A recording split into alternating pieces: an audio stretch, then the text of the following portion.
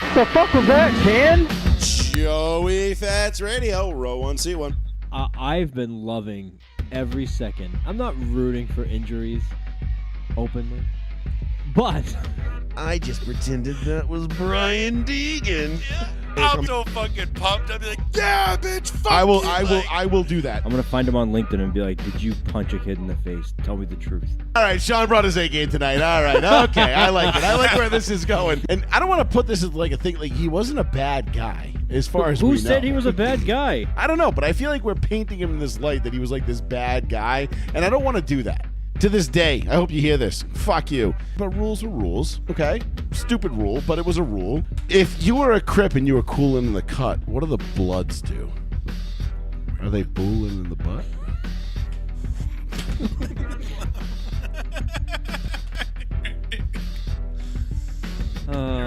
Yep. Also, we are extremely juvenile, and yeah, whatever. Fuck you. All right. You fucking smacked me in the ass, you dumb fuck.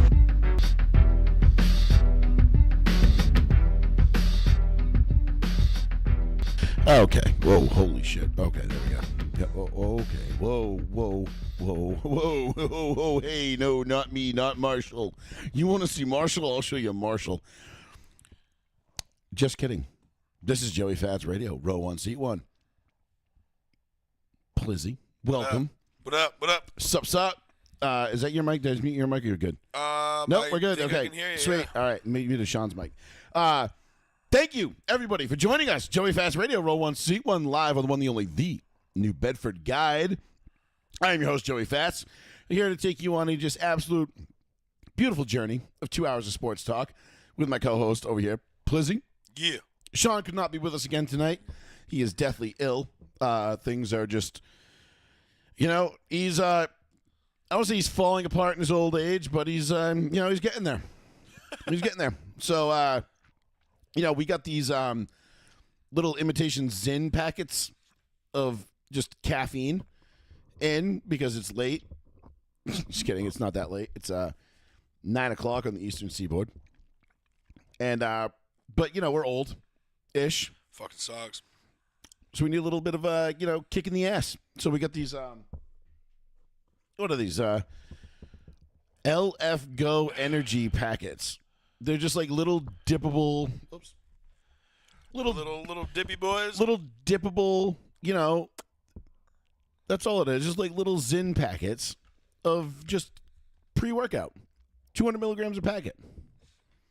So that is one bang energy per packet. Now, I might suck down like 4 of these things during one race on iRacing. Or a good COD sesh. But trying them tonight instead of doing my usual Celsius or whatever it is that I usually have. But yeah, did want a little bit of I did want a little bit of up in my voice tonight. You know what I'm saying? We did some big shit today. Yep. But that's neither here nor there. But, I felt like, I want my nuts to hang a little bit today. You know what I'm saying? My Broncos put on an absolute clinic on Sunday. Your Colts put on a clinic on Sunday. A decent one. Better than one that Joe Flacco would have put on, that's for sure. The Patriots were on the receiving end of a clinic on Sunday. So, all's well that the Chiefs Steady Hayden. were on the receiving end of another clinic on Sunday. Which was beautiful to see, mind you. It was a good weekend in the NFL. It was a good weekend. Yeah. And I'm just, I'm blessed, happy to be able to sit here and talk about it with you folks. 774-992-8702 is the phone number if you want to give us a call. Phone lines are open. Don't be shy. Yeah. We're going to get into the Celtics here real quick because we know they're playing the Cavs right now. You got numbers pulled up on that? I have the whole stream pulled up right now. Okay. It is a commercial at the moment, but right now it is 5 minutes and 10 seconds left in the fourth. The Celtics lead by 7. It is 100 to 107, the Celtics. Okay. So that 20-point lead dwindled the fuck away, of course, but, Now, do I expect the Celtics to win this game?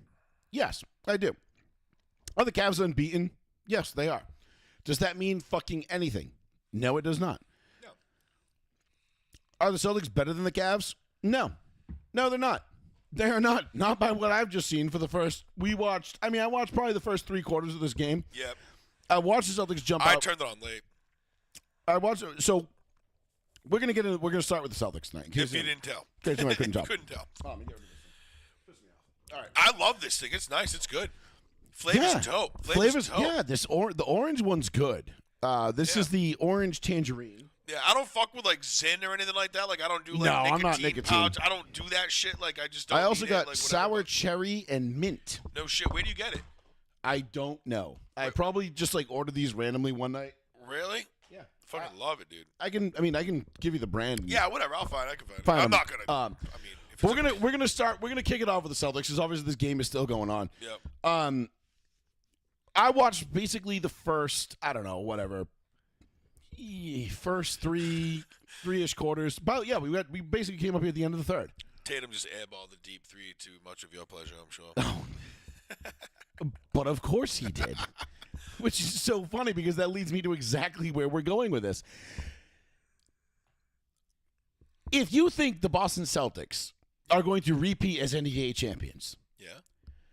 I got a bridge for sale. Yeah. It's in France, only been bombed once. Yeah. Holler at your boy. How much?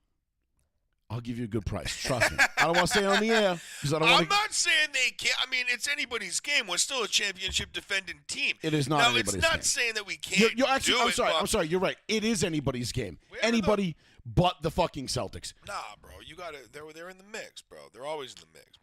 Fucking. This team is fucking hot garbage. I'm sorry. I'm not even gonna go on MGM or DraftKings to look up the odds for them to win the championship. 'cause I I'm don't sure they're give a probably fuck, favorites but in the it's East. Probably pretty fucking high. I'm sure everybody can. I'm tell. sure it's favorites in the East. Who gives a Right. shit? They're probably Right. plus 500 to win the Yeah, championship. it's fucking early. Who gives a shit? Not even fucking December yet.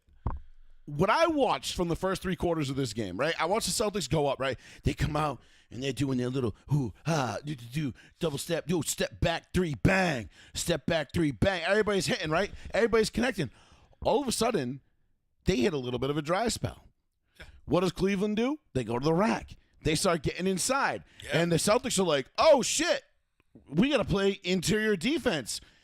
Al Horford, do something. Who knows how to do that anymore? And Al Horford's like, bro, I'm old as fuck. What do you want me to do? Like, he's like, I'm a good perimeter defender. I can't do this shit. Right. And then all of a sudden, that 20-point lead gets cut to 4. Yeah, they're looking at Or Derek 2. White. Derek White's like, bro, I'm way up here waiting for the fast break, dog. And Like- what the fuck? And when we were watching downstairs before we came up here, what are we sitting there doing? We're sitting there watching the Celtics just hoist up 3 after 3 after 3 after 3. And what is it? Air ball, brick, brick, brick, brick, brick, miss, brick, brick, brick. What the fuck are they doing? And what did I say when we were down there?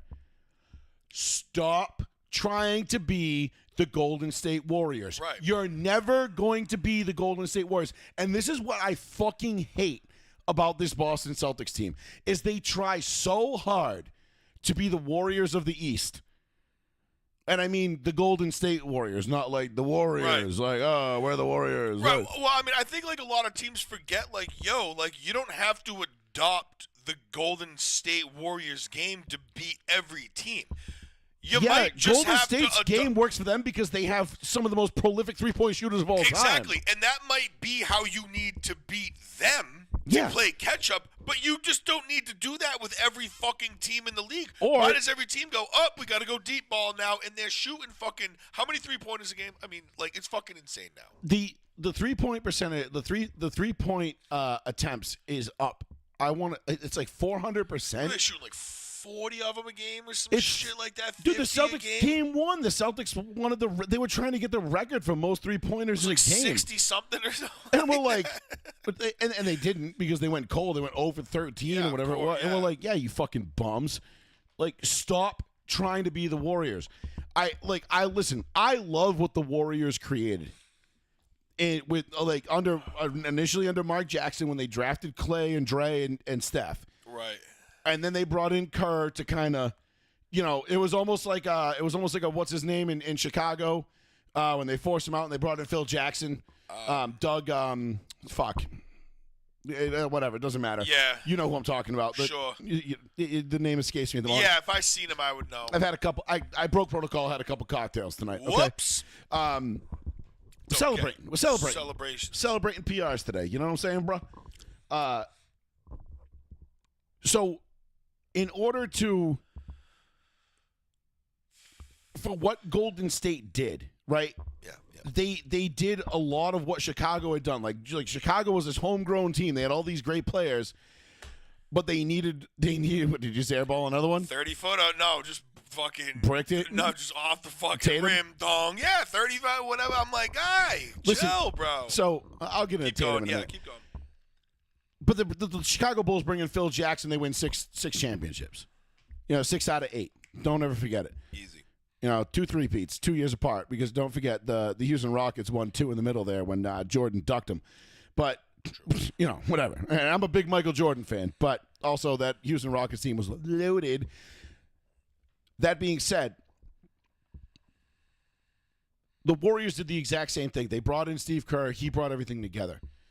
The Celtics then tried to just basically carbon copy. Like, they have this attitude where they're, like, trying to carbon copy it. Yeah, sorry, I smashed your little phony holdy thing. Fucking dick. I hate not having that thing. You have no idea how awesome it was. Hold on. Do you want something to hold it up? Use the car. Grab the Doge car.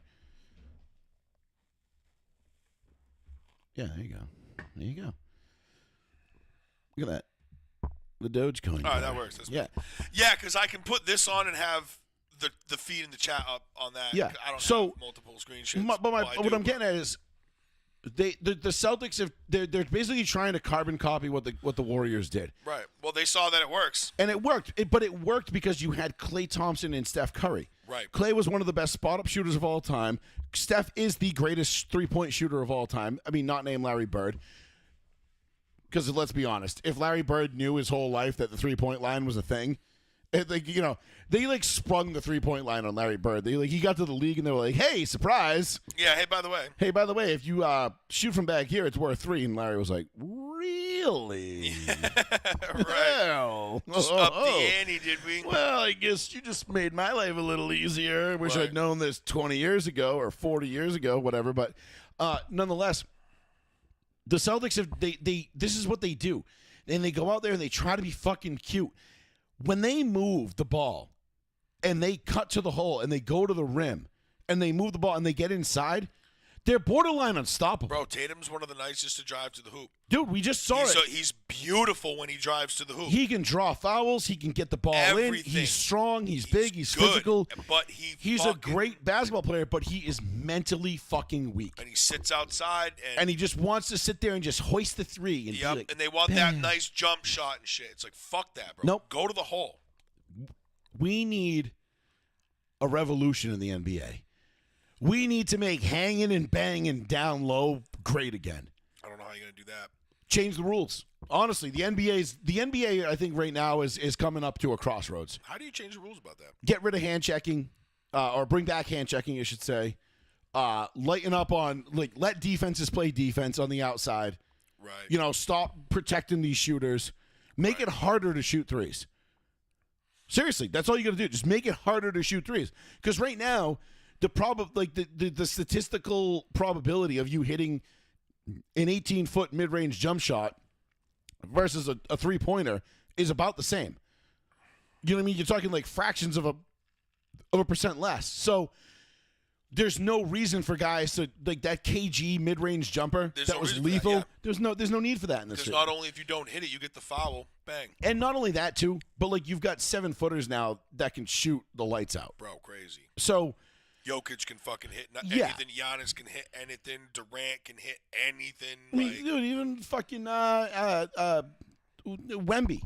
Dude, that kid, I mean, not saying he's prolific, but look at Anthony Davis. I mean, Anthony Davis, the Lakers shoot more threes, and he's like, that's not my role. And they're like, we don't care, do it. And he's like, okay. He's like, fine, I guess I'll shoot more threes. Right. But this is my thing with the Celtics. And what's the numbers right now? What's the update right here? It's 107, 114 Celtics, minute 12 left. Okay, so that's game. Yeah, it should be. Celtics We're win. up by 7 points. Celtics, minute 12, Celtics win. I mean, unless Cleveland does something fucking We crazy. have 2 timeouts. They have 1. But my thing is this, I fucking hate Jason Tatum. You want the trash? I got it in. I fucking hate Jason Tatum. I love that thing, though. I hate Jason Tatum. He is up there for me with like Kevin Durant and James Harden in terms of like my most like root againstable players. You don't like Kevin Durant? No. I thought you were a huge Durant, not a huge Durant fan. but I Before thought he went to the fucking Warriors and was a total fucking bitch about it. I didn't know that really Oh, sapped you no, like dude. that. I can't fucking stand that. And then it came all the shit with his burner Twitter accounts. Sapped you. I can't do the Cedar Dan Rather. saplings. Yeah, I can't do the Dan Rather right now. Sapped you. I can't. Whatever. I fucking can't stand Katie. What was the burner account shit? Why do I fucking remember that? Because Sorry, he had fake Twitter accounts that he would go and respond to people on Twitter that were criticizing him. I mean, like, well, you're a little bitch, like, and all this shit. And then somebody figured out one of them was him, or he like left himself logged into like his original account, and like started talking shit, and then like changed it, and logged out, deleted it, and then posted the same post under the burner account. And everybody was like, somebody was like, wait a minute. Or he called him like an asshole of some sort and Yeah. specified something specific that only Kevin Durant would know. Yeah. You know what I mean? And it was just like jigs up. But Jason Tatum to me is the most overrated boob of a superstar that I've ever seen. Like he epitomizes what a number 2 in this league should look like. I just think But he has the attitude of a number 1, which is why they won last year, and I don't think the Celtics will ever win another championship with Jason Tatum running the show again. No. You jettison Tatum and get some good pieces for him and keep Jaylen Brown. You know what? The Celtics could probably win 3 or 4 more. we would need But some you good get- pieces. We would need Not some good really, pieces. because what does Jason Tatum really do for you? Jaylen Brown was clearly your best player last year. Yeah. A healthy Porzingis was your second best player. Everybody's like, whoa, look at Jason Tatum's statistics, this and that. Yeah, garbage time, bro. And you played fucking cupcakes. Jason Tatum folds up when the lights get bright every fucking time. The dude is a grade A fucking bitch, and you can tell him I said that. Quote this shit and tell him I said that. I just hate I don't how- care. He's got shitty fucking tattoos. He likes to text Kobe's dead phone. That's the He- cringiest he shit. fucking- That's my only complaint about He's him. a total fucking bitch. I would slap that motherfucker in his fucking face if I caught him outside. I'm just kidding. I really wouldn't. I'm a fucking grown ass adult. I don't do that. I don't actually physically assault people for fun. It's not my thing. But Right. the point is, But in my mind, I'm doing that so you But- can tell how much I dislike you. yes, exactly. But I need to convey to you how much I truly I dislike just this hate man the as an athlete. corniness. Like I said, he's kind of like the so Russ Wilson fuck- of the NBA, bro. But He's like- worse. But he's yeah. somehow worse. Like, all this dude needs is a cringy Subway commercial, and he's right there. I know. Like, let him do some heinies on a plane, and like let fucking what's his name that does angry runs, hate on him a little Kyle bit. Grant? Kyle Yeah. Brandt, Grant. he just needs one person in the media to fucking dislike him, and it's a wrap. Everyone's gonna hate him. Like, he ripped off KG last year after they won. We did it. Like, He's ripped really? off mad shit. Dude, he is such a fucking fraud. He's such a bitch. That's just I can't fucking stand Jason Tatum. I If like he him on came my in- team. If he came and played for the Lakers tomorrow, I would be fucking bullshit. I am so glad we didn't draft this fucking guy. Like, I'm so glad we whiffed on the fucking ball. You know, on the whichever ball brother we fucking drafted, Lonzo. Like, I'm so glad we took him over, like, instead of Jason Tatum. Fuck you. I don't even want Jason. I don't want Jason Tatum within 900 fucking feet of the Staples Center, unless he's an opponent. What happened? Fucking, I think it was at Donovan Mitchell with like a fucking 35 footer and fucking, I forget whose face, fucking put it within 4. But there's 4 seconds. I mean, there's 20 seconds left, 4 points. Yeah, I came over. Yeah, that Donovan Mitchell 3 was just absurd, though. If anybody was just Listen, fucking Cleveland's watching. better than Boston. They were going to lose eventually, and like, okay, cool. I mean, yeah. And it makes sense. They're gonna lose to Boston at home. Like, okay, like I mean, whatever, Boston's dude. a good fucking team. Like I said, we're the defending champs. But like, I get what you mean. Like, I would rather see Tatum cut his 3-point shots like in fucking half and drive to the basket. if he goes to the basket, he is borderline unstoppable. I would rather see him. Borderline I unstoppable. don't know He's why nobody's told him this. I'm sure people have, but he's so fucking hyper focused on how he looks on. Thick-headed. he's more worried about his fucking what his tattoos look like on Instagram, bro. He's a Right. fucking straight bitch, bro. I'm telling you, he is the epitome of he is everything. He epitomizes everything that we hate in the modern athlete. Does he wear the leg sleeve on the right leg every time, or is it for fashion? Does he switch it up? Do we know this? I don't Does know, but that's anybody know we got this? to pay attention to that now. Yeah, I want to know that. Because I don't understand the leg sleeve on one side at all. That is Bro, the dumbest it shit just I've ever seen in my became life. like a cool thing all of a sudden. Yeah, Like, I I don't, only need one, bro.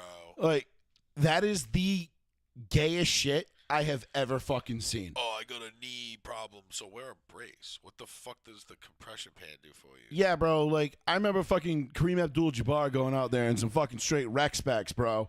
All right, ain't no fashion out here, and the dude was the all-time leading scorer. Yeah, Like, no shit. So take your short shorts and your one leg sleeve. I guarantee you, he wears it on the same leg because he's got the tattoos on one leg that he wants to show off. Possibly. Guaranteed. I know. Because he is that dude, bro. Oh, Yogi here. Because I he's know, that dude. Because I mean, listen.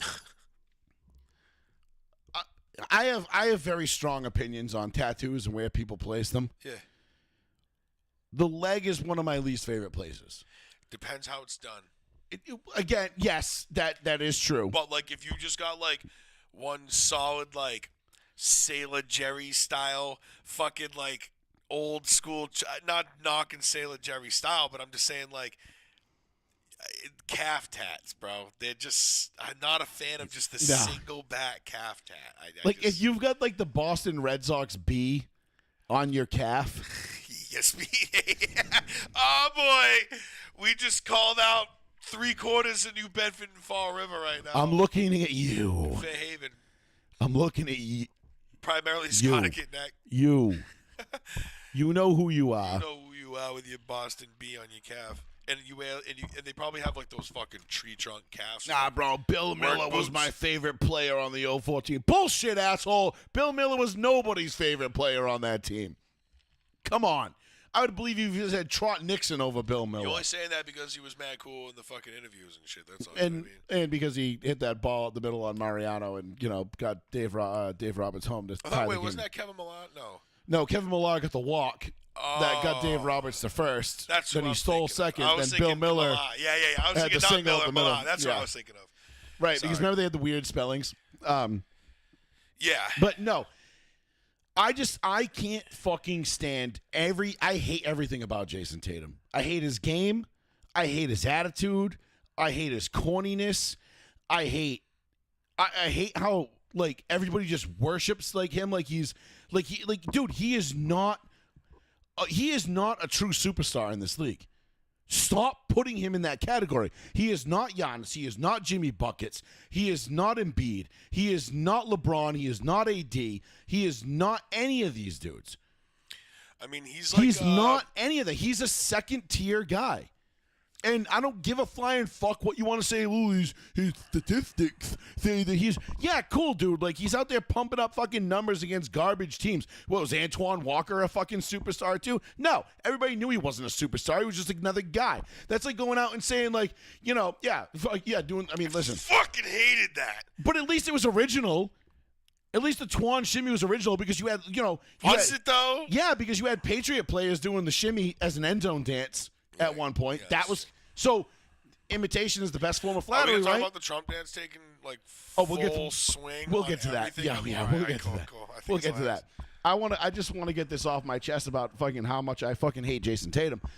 And listen, I think Jaylen Brown, for all of his faults and the fact that he can't go left, and he still can't go left. Don't tell me last year was like, oh, he can finally go left. No, Blue Steel. Yeah, he had one playoff Oh, series sorry, Magnum. where he went left, like kinda, and the other team's first and second best players were all on the fucking bench watching, and they were like, oh, you went left. They were like, yeah, well, he's playing against the fucking backup. Fuck you. So kiss my ass. I fucking hate the Celtics. I hate you. We only beat them by 3 points, by the way. After- 117, 120. I mean, listen. They could have fucking came back. That's scary. Yeah, but that's indicative of the Meek Rat Joe Celtics. They're Grat Joe. They're gonna fucking do that. They're gonna hoist their threes, and they're like, "Well, the three ball ain't dropping. So what are we gonna do? Keep shooting it till it does. We Yeah. get off the bus shooting threes. We're going to keep shooting threes. When shooting threes doesn't work, we're going to shoot more threes. It's like the old Andy Reid and fucking Philly mantra, like, we're going to throw the ball 60 times. And when that doesn't work, we're going to throw it 70. And if that doesn't work, we'll throw it 80. It's like, bro, you have Brian Westbrook in the backfield. Just hand it to him. And he's like, no. I refuse. Donovan McNabb is our best player.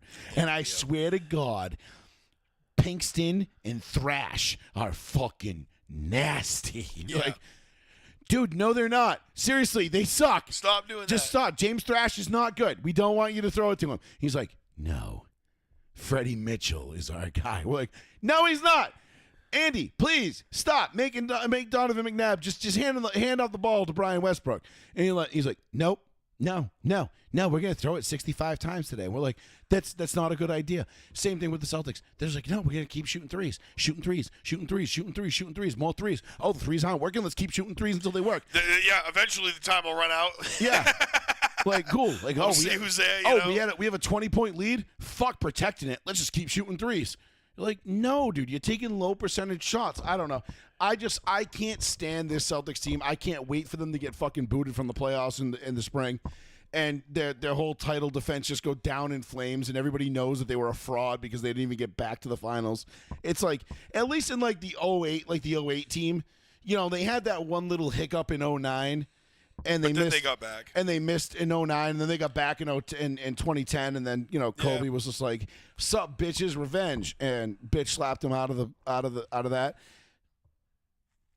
But this team ain't even gonna get that. They're not even gonna get back to that, dude. The only way they get back to that is if the East completely falls apart health wise again, which. Not for nothing. Could happen. You never know, bro. Could happen. I'm not gonna. Nothing is impossible. Or in the words of Jason Tatum, we did it. We can do it again. Yeah. You know what would be kind of funny though is if the Celtics win another title. I want to see who's Jason Tatum gonna rip off this time. Like, who is he going to, like, go back to, like, who's he going to rip off? Because because he has no original bone in his body. Yeah, last year was pretty bad. I saw a compilation. I bet you he's the kind of dude that goes to the tattoo parlor and, like, looks at the demo book and is like, yeah, I want that one.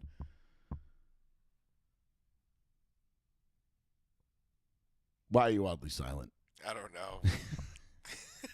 Like, I bet you he's just like, he just like flips through the pages and he's like, oh yeah, was that saying Chinese? Oh, strength and honor? Yeah, let's get that, but like on my whole back. Yeah.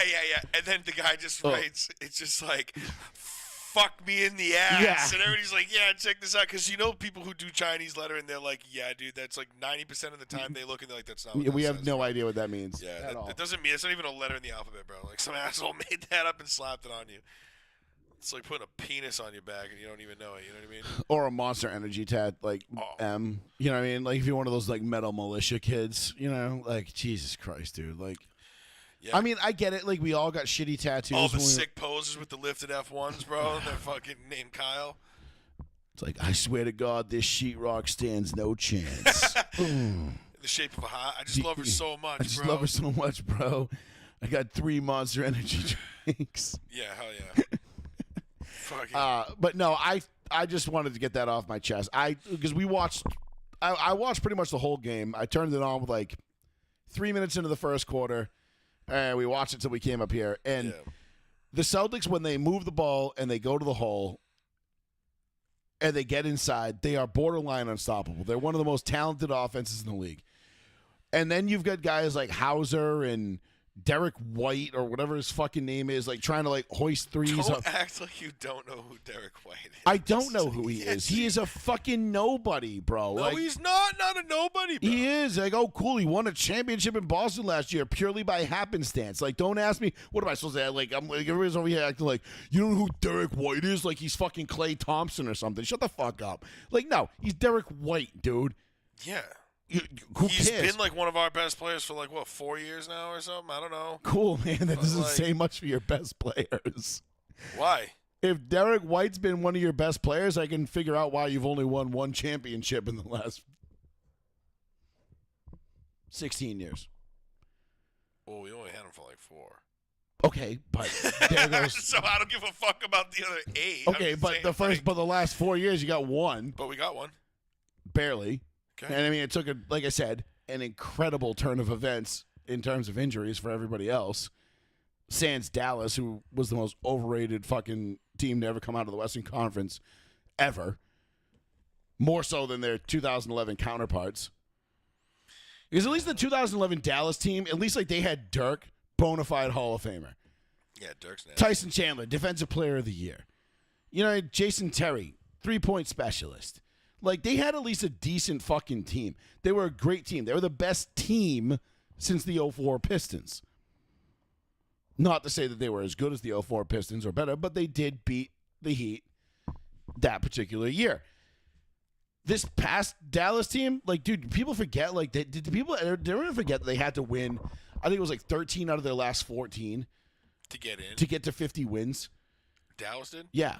Like, they went on a fucking run, dude. They got crazy hot at the end. Yeah, I mean, that happens. And they ran with it. And if it wasn't for Denver deciding to just be like, all right, we're up 20 in the fourth quarter against Minnesota, I guess we can just fucking go home. It. Oh, shit, there's still 9 minutes left. Fuck, what are we doing? Oh, shit. Joker was like, I want to go home and feed my goats. And Yeah, like, he was pissed. He's like, yo, my fucking horses. yeah, he's like, dude, my horses are fucking starving right Like, now. bro, you're $1 million, like millions of dollars.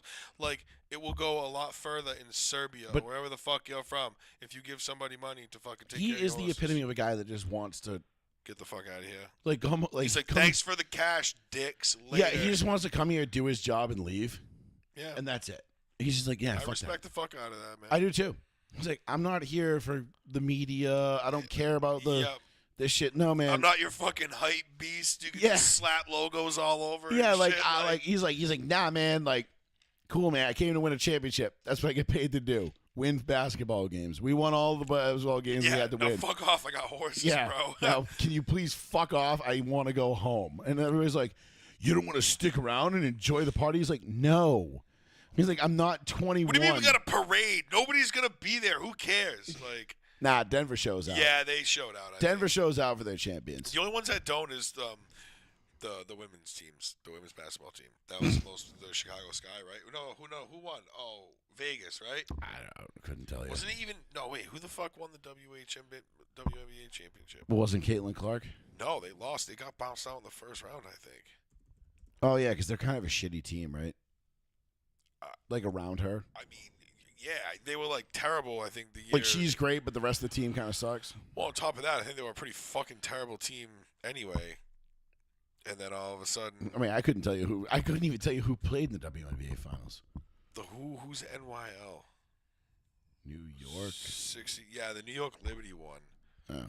I was going to say. And like, I don't think anybody showed up for their parade. And the I'm like, New- New York, the no New one York showed up. OBGYNs. Yeah, I'm like, no one showed. I'm like, you know, people just have to be going about their business during the day to show up to your parade, right? And nobody showed up. It's like, They're like, why is this street closed? Like, oh, it's a parade for who? did Destry? Was it? Am I wrong, or was this year's parade in New York like the most like abysmal thing, or maybe it was last year? I can't remember, but like it was fucking terrible. Nobody showed up. It was like empty fucking streets. I'm like, you have to like purposely try and make that happen in New York to not have people like Right. actively where you are. You should just have like an organic 1,000 people crowd. Yeah, Like, right? like just do the parade through Central Park and you'll have a What built-in the- crowd of like a couple thousand people. yeah, I mean, you might get a couple beer bottles thrown at you and shit, but whatever. Like, I still, agree. Again, once Caitlin Clark is done with the WNBA, it'll be irrelevant. And I honestly don't even think it'll be irrelevant before that. I'm just pissed off that she Caitlin like, Clark is the only thing that is the WNBA isn't relevant. It was this year, it Caitlin Clark is relevant. No shit. And I'm pissed off that I keep hearing all the rumors about her going to some like Euro League or all this other shit. And it's not even rumors. It's just completely 1,000% fabricated. But I'm like, damn, wouldn't that be a fucking slap, bro? Where all these fucking women finally get a chance to showcase their fucking skill in their sport with Caitlin Clark in the spotlight that she brings. And they want to like straight football check her into the fucking ground and annihilate her ass on every like defensive fucking thing that they can possibly fucking do and try and get like literally try and physically harm this woman. Yep. And I'm like, how fucking much of a slap in the face would it be if she's like, all right, peace, I'm going to another league, and then the WNBA just goes back to complete irrelevancy? It would be the greatest thing ever. But it's too good to be true, though. It would be a double-barrel middle finger from Caitlin Clark, but I don't think. I don't think she has the vendetta for the WNBA like that. Just because some girls treated her like shit. Yeah, I think you know how it is in sports. I think the WNBA means more to her than what the girls treated her like. You know what I'm saying? If this is still going on in like 2 to 3 years when she's winning like multiple MVPs, then she wins. Like, all right, she's gonna come out in her sophomore year. She's undoubtedly gonna win the MVP. Of course. She's gonna be back-to-back MVPs. If this is still happening to her in year 3. She might be like, all right, you know what? You ungrateful cunts. Like, see you later. I wish, bro. But as of right now, the way I think she sees it is I'm a rookie. I'm getting hazed. Right. And I'm not going to let these bullies back me down. And these women don't know how to act now that there's a camera on, bro. They really don't. It's bad. They really don't, dude. It is such a – and this is a whole nother – thing for a whole nother show, and I won't dive into it now, but it is such a look into the modern female in terms of like how females act when they get when they want to be a boss bitch and like modern feminism and everything else. Like, listen, I'm not saying Andrew Tate is right, but stop creating problems and claiming victim. I'm not going to say Andrew Tate, when he's not trolling, outright trolling, some of the shit he says is actually pretty fucking true. I'll leave it there for now because I honestly don't want to give the WNBA that much of our show. Neither. No, me neither. I don't know why we came down on that. No, it's because it was relevant to Jason Tatum because we were talking about Jason Tatum and the WNBA. It naturally led to the WNBA. Because if I knew that a podcast was talking about me and somehow that correlated to the WNBA, I'd be like, what the fuck were they talking about? Dear Jason Tatum, you being a weirdo. You led us to the WNBA. Congratulations. Thank you. And he's probably like, yeah, bro. You know what he would? You know what he'd probably do? Post a fucking like a screenshot of his text message to like all of his like WNBA friends, like girls, like Angel Reese and all them. Be like, hey, got this podcast to talk about you guys. Yeah. Sup? What are you doing later? Empowerment. Yeah. Hashtag. Hashtag cool, but, hashtag Kobe. Hashtag I'm kind of your dad now, and I'm hashtag kind of a girl dad. So like, you should totally fucking dig. Like, do you dig my leg tats? Yeah, bro. Like, I have thigh tats. Did you see that? I wear this one sleeve on the other one. Just to bring attention. I wear 4-inch inseam briefs. So that way you can see my leg tats in the gym. What was that Family Guy episode with the Yosemite Sam? These are the most testicle grippingest, tightest, whatever fucking pants I've ever had, or whatever he fucking says. That shit's great. Oh god, I fucking hate Jason Tatum so much. Anyway, we can stop the Celtics talk there. Joe doesn't like Jason Tatum, ladies and gentlemen. But I honestly. And I will say that Angel Reese is a fraud. That's what we just came out. Wait, no, not Angel Reese. No, Caitlin Clark is the truth. The WNBA sucks, and Jason Tatum belongs in the WNBA. I think that's kind of where we ended up. Pretty much. Yeah. Because I love Tatum simply for the fact that he plays for your team. Celtic. He's supposed to be really fucking nasty and good. I wish he wouldn't miss so many goddamn shots and just start driving it to the fucking hole. But dude, stop texting Kobe Bryant and posting that on social media for clicks and likes. That is a direct slap in the fucking face. And yes, we get it. He only did it one time, but that's all it takes. You used a fucking hero and a legend in somebody who I literally was like, oh my God. I literally was like, I have to call my brother. I'm like, I don't think Joe knows. I'm like, I have to call Joe. I'm like, bro, I felt like it was somebody that we knew. I know. It was that fucking bad. I still remember exactly where I was when I found out. Yeah, I was what you want. Devastated. It was like, love Kobe. I hadn't felt like that since the day Davey Allison died. Yeah, or Dale Earnhardt died. Don't use him for fucking social media gain, dude. Yeah, What like the you fuck you is you your problem? you bro? used Kobe Bryant for social media clout. You're a fucking clown. That dude. pissed me off. Like that's the one And then thing you've why got I don't shitty give a fucking leg tattoos on top of it. Yeah. Fuck you.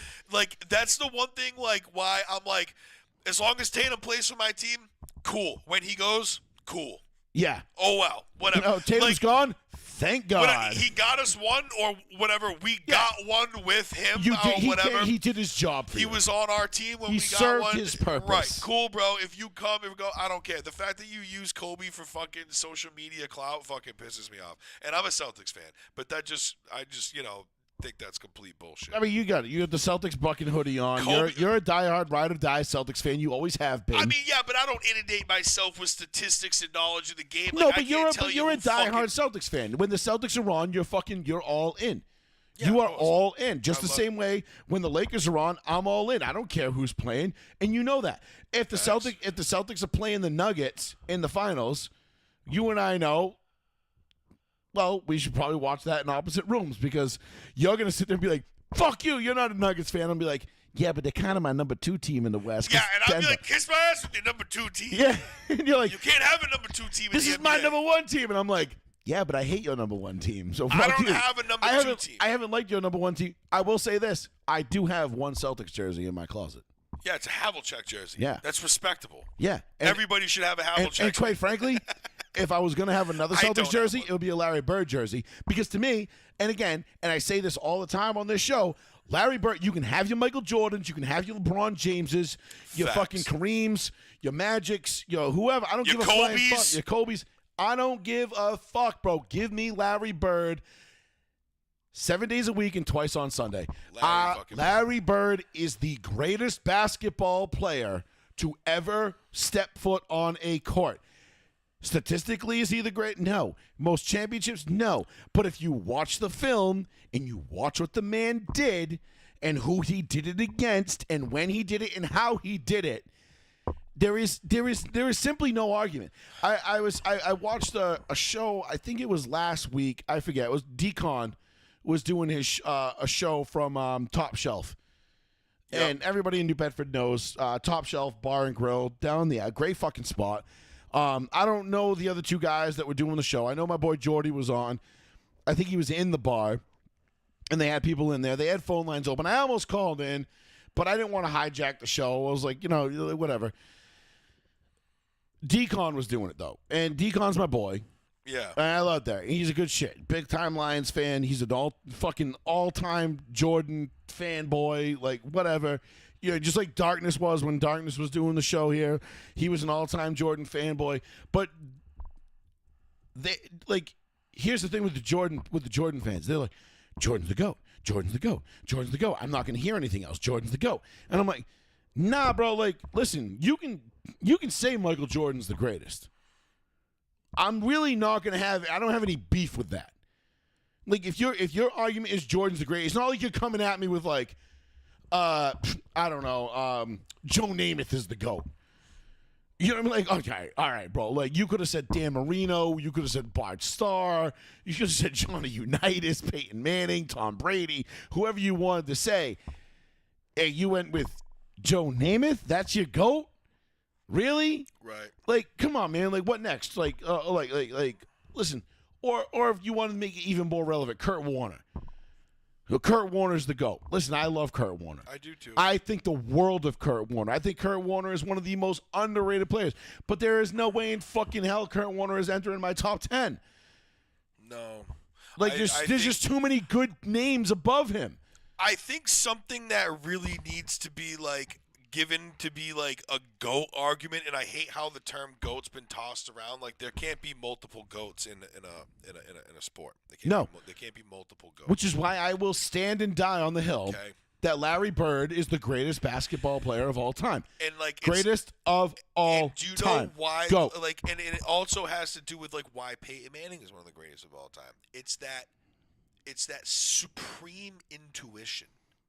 It's that intangible awareness of like playing the fucking game and knowing like off fly how shit.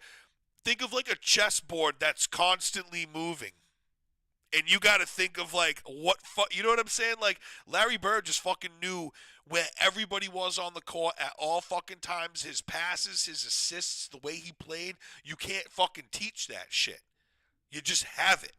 You know what I'm saying? Like, you can't fucking sit there and say, hey, Larry, when this develops, or like whatever, or Peyton, when this defense, you know, like when it changes, you just either have it or you fucking don't. And it's that sublime fucking, that intangible awareness type shit that you can't fucking teach is what makes some people like the greatest fucking of their sport. And Larry Bird was definitely one of them. I'll take Larry Bird top motherfucking number one without even a second going by on that draft clock. Larry Bird, Larry Bird, Larry Bird. Every time. 10 out of 10. Every 10 time. out of 10. I will Every build a fucking team time. around Larry Bird, and they will fucking dog. If you were to give me like an all-time greatest, and you build it around Larry Bird, the fuck, bro. As a diehard Lakers fan, it would make sense for me to take Magic Johnson, right? Because Magic came up, played Larry, their teams met. That was like yeah. Magic got the better of Larry 5-3 in that era. Larry was better. I'm sorry, Larry was better. And the college championship too, right?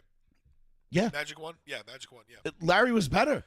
Larry was the better player. I'm sorry. Like, no one could fucking dick off in a fucking He stayed game. healthy, bro, And without Larry, the back and Larry's shit. like, fuck it, I'm going to go play left-handed tonight. Drop 40. And just, well, you'd score like 28 in the first 3 quarters, and he's like, oh, shit, we're down 12 in the fourth. Guess I'll play righty. And drops 30 in the fourth. You're like, Yeah. come on. No, Like, I think what he are did drop 40 left-handed, didn't he? I think it was 30, and then he scored, I think, the last 16 points, I think, righty, to bring him back because they were down like 14 or something like that. Oh. It was against Seattle, 84 or 86. I can't remember. Right. But regardless, it didn't matter. I just thought I think Larry is 20 points left-handed in a single game. But 20 he finished the game with 47. Okay, so there it was. So he just go 27 with you. He was like, oh, shit, we're kind of losing. Triple dub, too. Yeah. 47, 14, and 11 that game. 20 points Dude. left-handed. And this is no disrespect to Deacon and his boys and those guys that were doing that show. And actually, I listened to about 2 hours of that show. It was actually really good. And, you know, big props to them. I don't know what they were doing it out of Top Shelf. I don't know if it was a remote or they do it out there on a weekly basis. But Yep. it was very entertaining. I enjoyed the shit out of it. It's good production value. Yeah. It was actually a lot of fun. Ignore our yeah. I just thought that you can tell this. It was they were from the generation that grew up watching Larry and Magic, but they were Jordan fanboys, and then they were talking to kids that didn't grow up watching Larry and Mike and Magic. Yeah. And they were LeBron fanboys because that's all they've ever known. And, you know, they had Kobe, but they didn't realize the greatness of Kobe in the meantime. They have no idea that Kobe was 1,000 times better than LeBron. 1,000 times. Right. Like, I'm sorry. Like, Once again. LeBron is not cut from the same cloth as Kobe was. Kobe was cut from the cloth of the 80s. That Larry Bird, Magic Johnson, those bad boys Pistons, Yep. you know what I mean? You're Yeah. fucking even into the early 90s when, you know, you had your Chuck Persons, your fucking, you know, your Dennis Rodmans, you know, whatever, like, you know what I mean? I know Rodman was 80s into the 90s, Even whatever. Your Barkley's, Charles. Your Charles was bold. Yeah. Mailman's Yeah. fucking. You know, Shaq, like all that. Like, those dudes were cut from a different cloth. Vince Carter's fucking mad. And I'm sorry, but Even he was new. the generation of basketball player died with Kobe that day. And there's a reason why, because Kobe would show up to practice and he was willing to punch his teammates in the face, much like Michael Jordan did. And he was willing to fight with Smush Parker because you're a little bitch.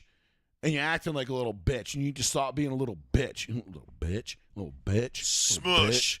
You know what I mean? Like, he was in your grill. He was in your face. That's what made them great. Mm-hmm. That era died with Kobe on that fucking mountainside in California. Unfortunately. And it will never come back. It'll never come back because sports are too soft now. Everybody's too soft now. You know, we talk about it all the time, but like you use video games as a microcosm. Everybody, you go on a Call of Duty forum, they're like, "Why did I just get a 3-day chat ban? I didn't even fucking say anything. What the fuck?" And it's like, oh, because this shit's soft, you can't use slurs anymore and everything. And you'll get like one person that chimes in that's like, oh, you mean this game sucks because you can't use slurs anymore? Grow up.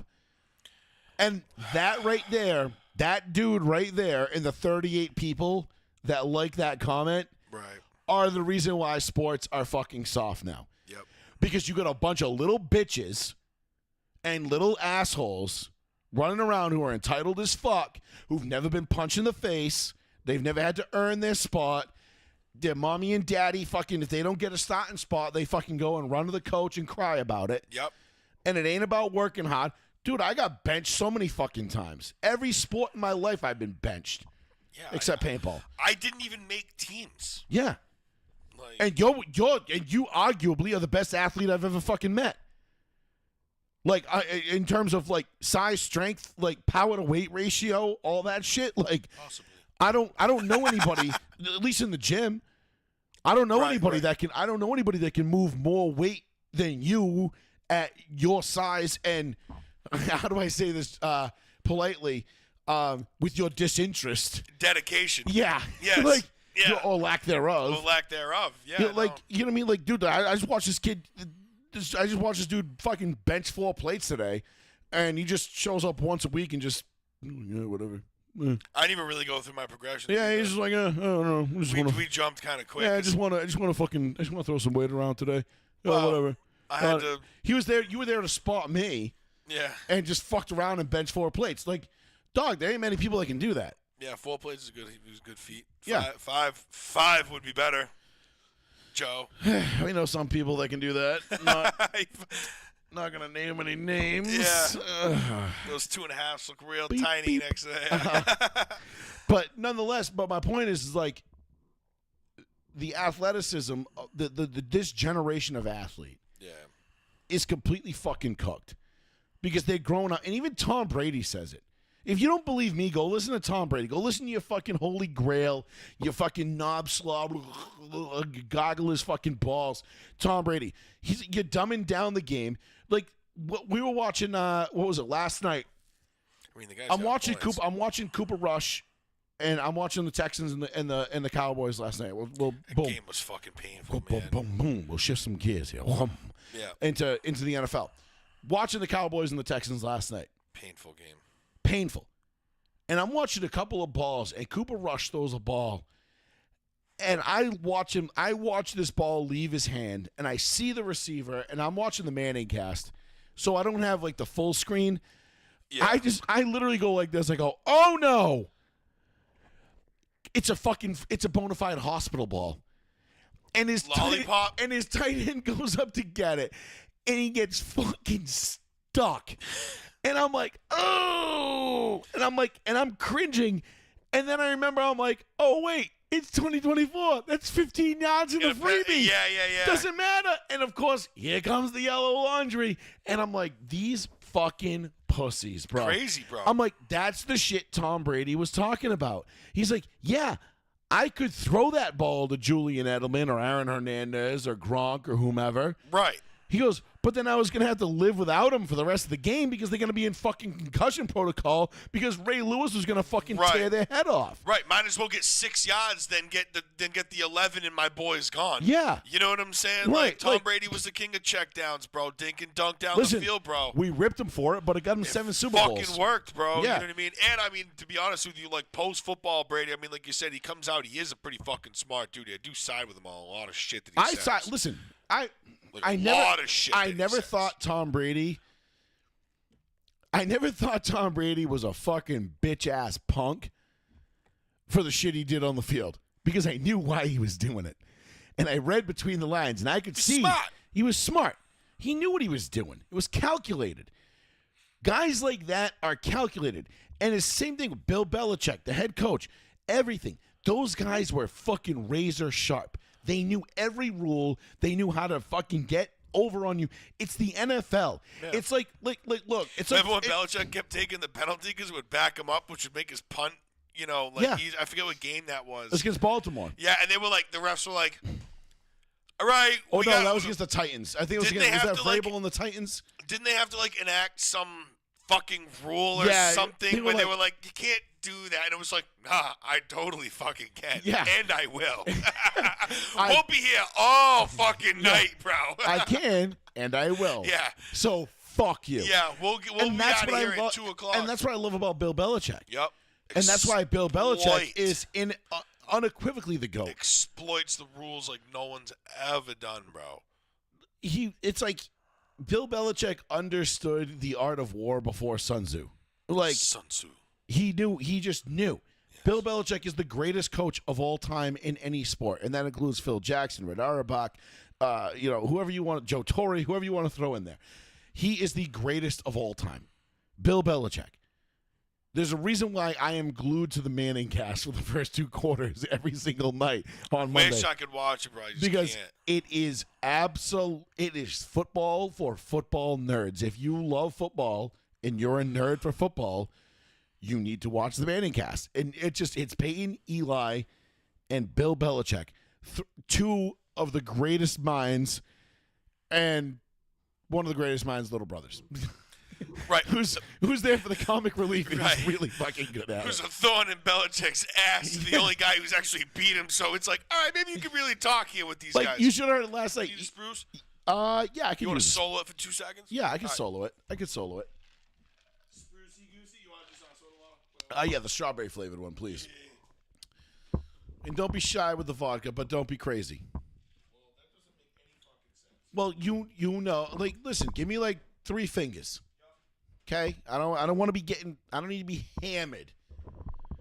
This guy, I swear to God, do we have a Fats solo thing here? No, that looks like shit. All right, we'll keep it here. If you don't watch the Manning cast on Monday nights, I don't know what I don't know. There's no reason to watch Monday Night Football otherwise.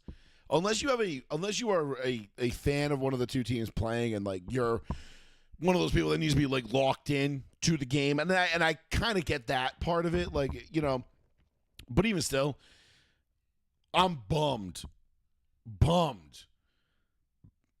that the Manning cast is not doing the Broncos Browns on Monday night in 2 weeks. So bummed. I wanted that. Like, I want Peyton and Eli and Bill to sit there and break down Sean Payton and Bo Nix in real time. And I live for that shit. I love that. I need that kind of information in my, like, I don't know why.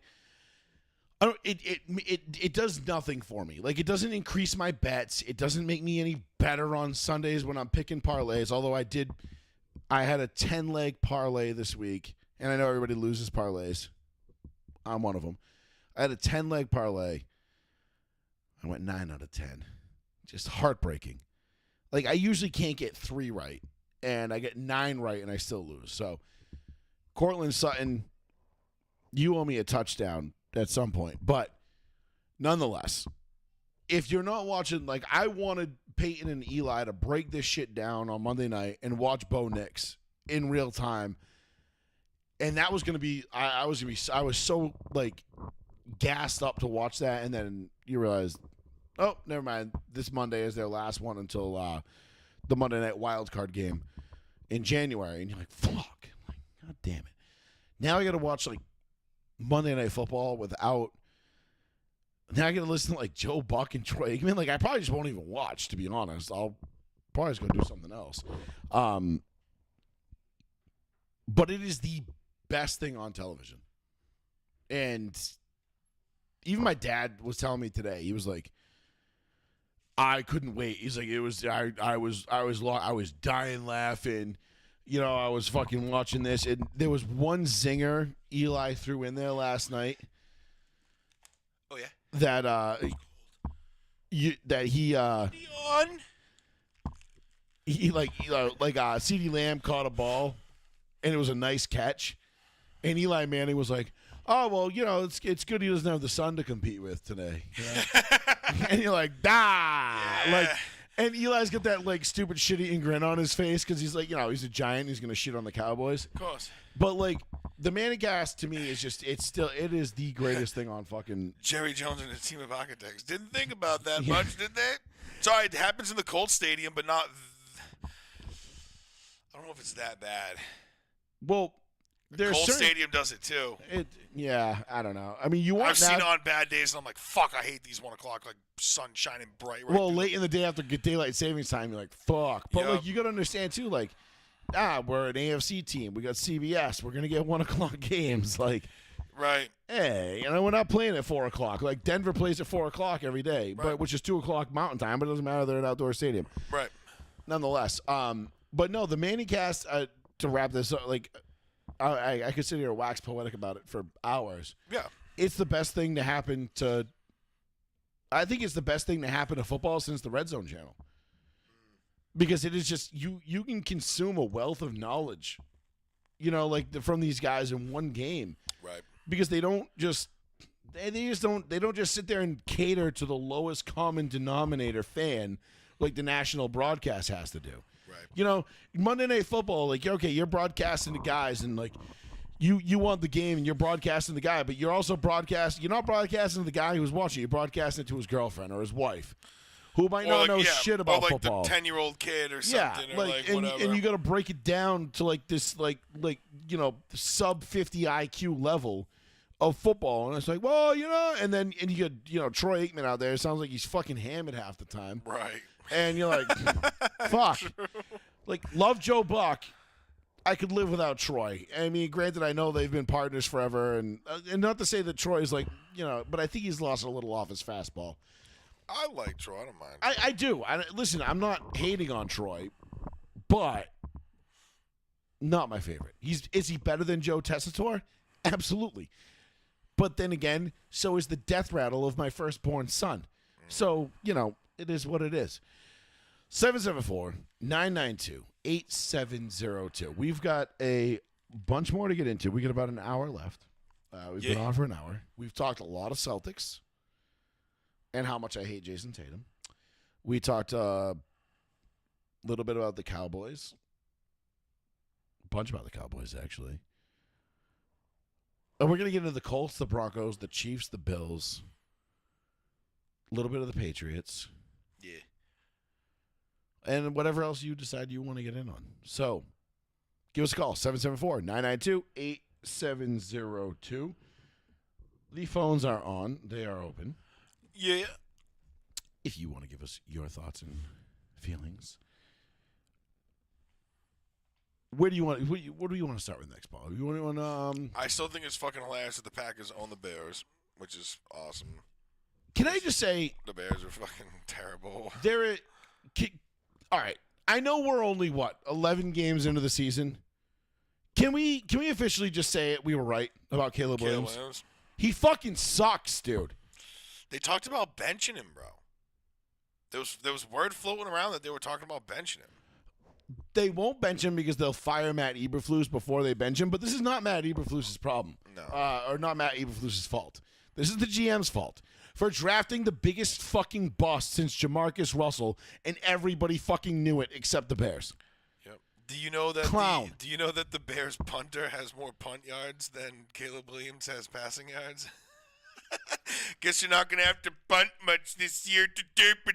Yeah, how'd that fucking work out, bro? Isn't that fucking awesome? Why don't you stop crying to your mom in the stands and painting your fingernails, you fucking weirdo, and talking shit before you even step foot on a fucking NFL field? There's one thing I can't stand about fucking I understand there's things about confidence and shit, but being a cocky-ass motherfucker about coming up in the NFL telling your team that you're not going to have to fucking punt much this year is a fucking bold-ass statement. Mm-hmm. You're calling out every fucking defense in the you just fucking called out. league. You just called out 17 defenses. You just called out Bozu. You just called out Watt. You just called out fucking How's that working out for fucking you, Chris Caleb? Jones. You just called out all these motherfuckers, dude. Like, good luck, dude. Yeah. Now you're fucked. Now you look like an idiot, which we all knew you were gonna look like anyway. But No, you gotta hold leave on, that hold on. grain of salt Hold though on, Paul, with hold on. Casey. Paul, and everyone else in our defense, okay, or to our own accord, not everyone knew that he was going to suck. We knew he was going to suck. We said it. We said it. You, me, and Sean, who's usually sitting right there. I just don't get how all the top tier talking heads Because, Paul, don't understand that just because you we're see smarter him, than them. Why is it that because you see a guy fucking whipping up fucking black magic on a fucking college football field that you think that's going to translate Because to they the NFL? fall in love with him and they get paid to fucking tell you that he's going to be the next greatest thing. Because it's a money fucking laundering scheme. Because the agents tell you what to do, and they tell you, and they get pumped up, and all these guys are on the fucking payroll, and that's why shows like ours are the future. Because listen, we might not be the biggest show in the world. We might not even be the biggest show in Massachusetts. Yeah. We're definitely the biggest in New Bedford. Come on. Like, no disrespect to Decon and his boys, but bro, y'all ain't doing it like us. And not for nothing, we just know more than you. Sorry, but like, tit for tat, I got you covered, baby. I got you covered. None of y'all fucking with me. None of y'all. I'm not even saying that as like and that's no disrespect. I'm the fucking man. I'm King Kong in this motherfucker. Okay? Joey going Denzel right now. This is my fucking realm. This is what I fucking do. I've been doing this shit now since 2013. Row 1, Seat 1 has been established in 2013. All right? Y'all have Warren Moon on? Jarvis Green? All right? Jared Schuster?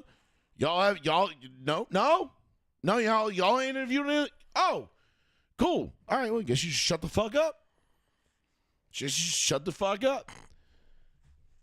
And I'm not saying that as a diss at them.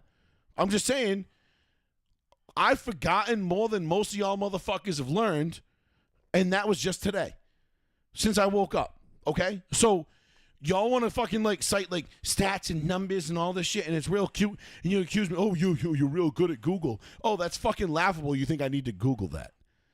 That's so cute. You thought I actually had to go to Google to tell you that. It's very. Usually, I'm the one sitting here Googling shit just to back up anything, just to be like, all right, make sure I know. Yeah. Listen, I don't need to Google shit. All right, Google's right here. All right, I seen it. I saw it. I saw it with my own 2 eyes. Right. So I already know. And that's again, and that's no disrespect to anybody else, but like. But people were hyped on Caleb, bro. But listen, bro, super hyped on him for some reason. I'm like, bro, he's not going to translate to the NFL. Enough for nothing, but like we're the best. We are the best show right now in this area. Facts. It's not even close. No shit. Like, what's like, yo, come on. Everybody's like, oh, Mike Herron. What's Mike Herron doing these days? Like, who gives a fuck? I don't know. He blocked me on social media because I was better than him. Because I made him my bitch several times. I don't even know who the hell he is. Mike Herron? Oh, yeah. The Hurricane? Yeah, whatever, guy. Oh, whatever, bro. And you know what? No disrespect to Mike. He gave me a couple opportunities and shit back in the day. But you know what? Honestly, Mike, should have recognized the talent when you had it in the building and kept it in house. He was mad disrespectful, though. Mad disrespectful. So fuck him. You know what I mean? Like, we are the best show in this area.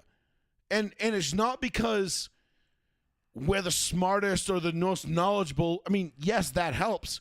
But also we're entertaining. But we ain't got no script up in this bitch, motherfucker. There's no script, bro. We don't get paid to tell you who to like and who we think's gonna be good and shit. We just tell you what it is and how it is. And 9 out of 10 times we're right. You know, y'all laughed at me when I said Bo Nix was going to be Offensive Rookie of the Year this year. I might have said James Daniels was going to suck. Y'all laughed at me when I said the Broncos were going to win 10 games this year. Y'all laughed at me when I said the Patriots were going to be fucking competing for a top 5 draft pick, but Drake May was going to be the truth. Like, y'all laughed at me when I said Gerard Mayo was not going to be a good head coach, and getting rid of Bill Belichick was going to be your biggest regret. Yeah. Like, I mean, do I got to keep going? Because you know what? You know me, Paul. I'm not one to toot my own horn. No. I'm just kidding. I love to toot my own horn. But also self-praise stinks. That's the whole point. Self-praise stinks. Like, I don't need to sit here. I don't want to sit here and tell you how great I am and how smart I am and how much more I know than you. When if you just listen to the show, you'll know. You'll just know. If you just follow my lead. Are we going to be right 100% of the time? No, nobody is. But do I have a better track record than fucking Colin Cowherd and Stephen A. Smith and Nick Wright? Fuck yeah, I do. Nick Wright. Those guys make $30 million, $40 million a year combined. Combined. I'm like, what? I do this shit for free out of my fucking attic, and I know just as much as they do. Oh, man. Or I get it right just as much as they do. We need to start making 30, 40 million. Come on. Well, that's the idea. But the bottom line is, Shit. I don't need anybody to tell me how good I am. I know how good I am. Like I said, I forgot more than you ever learned, and that's just by lunchtime. All right, there's like 3 or 4 people on this planet that I fuck with personally that I know. My boy Richie at work, big time Rams fan. Shout out to Richie. He knows his shit. Knows his shit. Like, I mean, like, sometimes, like, catches me off guard, like, knows his shit.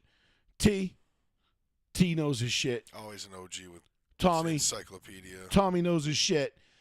Couple other people. Other than that, though, and if I missed you, sorry. You know, Sean. Obviously, I can't forget Sean. Exclude me from this. I'm Well- not the encyclopedia. Well, I'll I'm be the not first trying to bring you guys in. You're on the show. You're here for a reason. Yeah. You're here for a reason. I'm just an idiot. Like a just fun. Yeah, I'm just fun. Even though I'm over here fucking yawning half the time, like, yeah. But you bring a different perspective, though. I do my thing, yeah. And, you know, when you're on your shit, you're on your shit. But Do happen sometimes. my point is, I don't need to sit here and tell you how great we are. I know how great we are. Oh, yeah. And eventually everybody else will know how great we are. We don't need to tell you. You already know.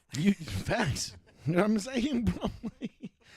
I don't know what you fishing for, but you about to catch you a great white. All right.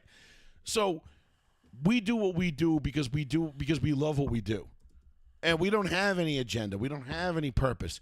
When we told you Caleb Williams was gonna fucking suck, we weren't telling you that because we were hating on him, because we were Stanford guys and we hate USC. Like, we didn't say that because we thought that Caleb Williams was a threat to whatever.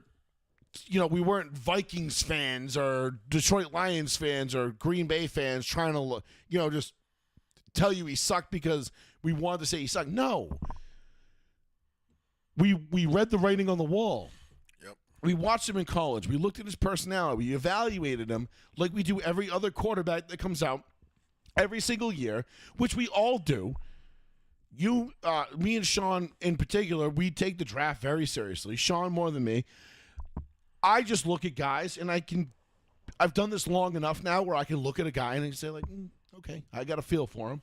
Yeah, I mean, and I know, and like, listen, I like Jaden Daniels, I like Drake May, and I liked Bo Nix. I like Bo Nix, obviously. I loved Penix, and I didn't love Caleb Williams. I hated Caleb Williams. Yeah. And, Penix was the curveball. Didn't see him going to Atlanta that early, but whatever. But so far, who's looked good and who hasn't? So what are you going to tell me? How are you going to sit here and tell me 11 weeks into the season that my draft analysis was wrong back in March or April? When I told you that Drake May, Bo Nix, Michael Penix, and Jaden Daniels were going to be the best 4 quarterbacks, and Caleb Williams, even though he was going number 1 overall, was going to be the worst. Right. How are you going to sit here and tell me 11 weeks in that I was wrong? You can't. No, because we were right. Because we were fucking right. Dead-ass accurate. And again, you can go back to specific times and shows when we're talking shit about Caleb Williams before he was even fucking drafted. We didn't fucking, you know what I mean? Like, go back and listen. Go back and listen to the shows, dude. This is not a Johnny come lately take. I didn't grab out my oven mitts, because this is a hot take. Caleb Williams is a fucking bust. And if you didn't believe us then you believe us now. And if you don't believe us now, well, then you're a lost fucking cause. I don't care. Go listen to fucking Nick Wright or Stephen A. or whoever you fucking want. I don't give a flying fuck. I don't get paid a fucking dime to do this. Right, in fact, no this shit. costs me money every week. Yeah, no shit. All right? So I don't give a flying fuck about your opinions on whether or not I was right. I know I was right. Caleb Williams is a fucking trash bag. He's a fucking mental midget who has no business being a starting QB in the NFL in the NFL for any team. And it just so happens that he went to one of the franchises that is a certified quarterback killer.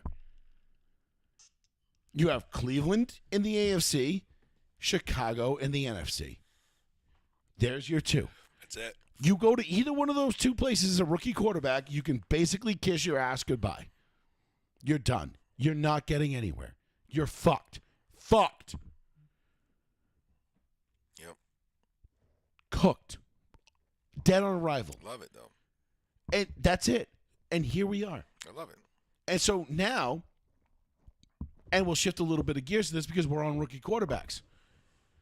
Let's talk a little bit about Bo Nix and my prediction of Bo Nix being, since, and Destry's right. Joey's feeling himself a little right now. Yeah, Well. yeah. You know what, Destry? Let's fucking pile it on a little bit. I believe I said back in August that Bo Nix would be the offensive rookie of the year. And for the first 6 to 7 weeks of the season, everybody was, slobbing Jaden Daniels' knob, and listen, rightfully so. What's Atlanta's defense ranked right now? Do we know? Atlanta's defense? Yeah, what's it ranked? I can tell you. Hold on. Right now, I don't know, but I'm just saying, I'm just looking at the numbers. 28 for 33. 5 motherfucking incompletions, dude, with 307 yards and 4 touchdowns. They are 25 of 32 on defense. Okay. In points allowed. I don't know any. Oh, anything. all right. That's not. I'm not going any. That's anything. an overall. That's they might be good today. They might not be. Yeah, I'm not going any deeper than that. Yeah. But I'm just saying, 28 for 33. Defensively, they're not a great team, but offensively, they are a great team. Yeah, you got to score points to keep up with them, but they did not score up with you guys. No, they did not, and which is why I found it so funny that Sean Payton was like, everybody asked him in the post-game press conference, he was like, oh, Bo Nix this, Bo Nix that, Bo Nix this, Bo Nix that. Okay, any more questions? Nope. And he was like, really? No questions about our defense? And called the media guys out for not asking any questions about why their defense, their elite defense, that has now held the Chiefs to 16 points and the Falcons to 6 points, which, if you want to know what the Falcons' offense is ranked.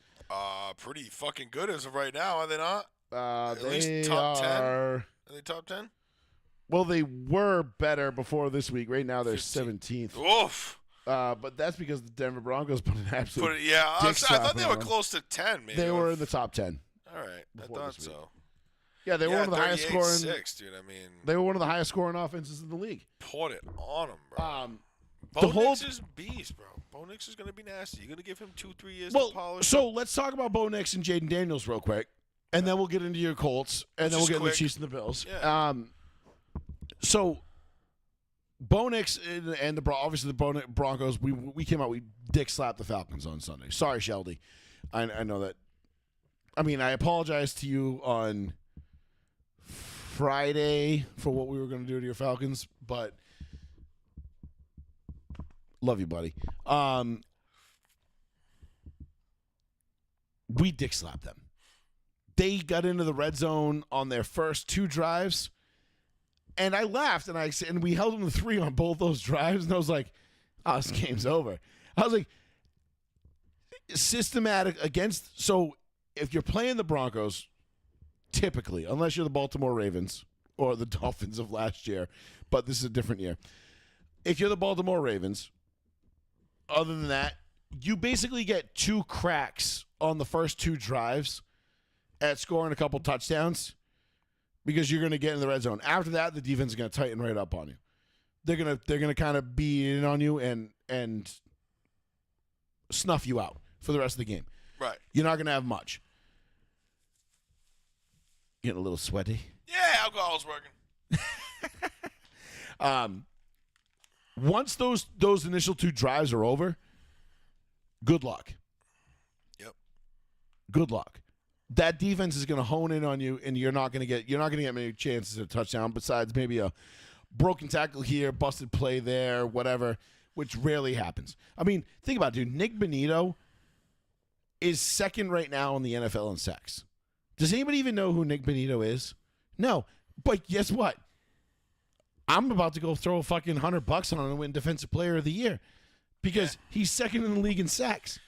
And look at the teams we have coming up. We've got the Raiders, the Browns, and the Colts.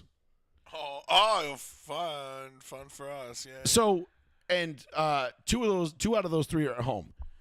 So we get the Raiders on the road this week, in Vegas. Then we're at home for the Browns on Monday night. And then we have a bye week, and then we're at home for the Colts. Okay. Nick Bonito has a chance to lead the league in sacks. That is absolutely fucking insane when you think about. Fuck is that? Yeah. Well, he's an excellent pass rusher. I guess so. He's a great outside linebacker. And Vic Fangio, Jesus Christ, Vance Joseph is doing a great fucking job. There he is. You know who the most sacked quarterback is? Andrew Caleb Williams. Yeah, of course you he know who is. the most sacked yards lost is? Caleb Williams. Yeah. Yeah. Sucks, dude. I'm telling you, Caleb Williams was fucking trash from day one. He's garbage. He doesn't deserve to be a starter in the NFL. I'm sorry, Justin Fields is backing up Russell Wilson right now. Better than Caleb Williams. Bro, I bet the Bears would kill to have Justin Fields right now, knowing what they saw out of him in Pittsburgh. Yeah. Like, oh shit. Maybe it's not Fields. Maybe it's our shitty ass fucking OC and fucking head coach and the garbage system that we have here, because that's just what fucking Chicago has been for the past God knows how many years. It's just absolutely fucking terrible. Yeah, dude, like, there's a couple quiet dudes that are making on defense. Like, nobody knows who's Nick Cross is. No. Nick Cross fucking, I think he's like second or third in tackles, and he's just like a fucking random-ass dude on the Colts. Like, Nick Cross is fucking lighting it up. We got, let's see. It's actually kind of funny if you look at, like, passes completed, like, quarterbacks, all the way down through, like, defense. If you were to run down all the statistics that you have, like, for, like, the leaders, it is so fucking all over the place. But it's funny when you see that, like, multiple, I guess, categories are held by one person. And there's actually a lot of that this year. No. I'm looking at, like, people like, obviously, like, Derek. Let's see. Like, I just saw a big brick of fucking Derrick Henry. Rushing yards, rushing attempts, longest rush, and then, where was it? Touchdowns, receiving touchdowns, rushing touchdowns. You have 15. Where else? He had a couple other ones. I'm like, damn, dude, like, way to own everything in the fucking running back category. Like, it's funny, like, you look at Joe Burrow, fucking terrible fucking win-loss record. But he owns, like, every fucking record. Well, you know what's funny is he owns every record in the Joe quarterback Burrow one. right now is having a better season than Pass Lamar completed. did when he had his MVP season. Yeah. But they're 4-7. It was crazy. Passes completed, pass attempts, yards, passing touchdown. Oh, no. Yeah, and passing touchdowns. Because 27. Joe Burrow is the only thing the Bengals don't have a problem Lamar with. Jackson has the highest passer rating at a $117.3. What? Who knew? Yeah, and that's all fine and well, except, you know what? Come the second week of January, guess who's going to lose? Lamar Jackson, just like he always does. Yep. You know, Yeah, because he'll sit there and hold on to the ball for 8 fucking seconds in the backfield trying to decide who's going to throw it to. But back to the rookie quarterback, the offensive rookie of the year discussion. If you look at Bo Nix and Jaden Daniels right now, Yep. people would have an absolute fucking aneurysm if they realized that Bo Nix is better statistically than Jaden Daniels in every single category, except rushing attempts and rushing yards. Right. Jaden Daniels has 30-ish more rushing attempts and about 200 more rushing yards, but they both have the same amount of rushing touchdowns. And if you look at that falls in Bo's. And I'm pretty sure, and Bo Nix has 14 touchdowns to 6 interceptions.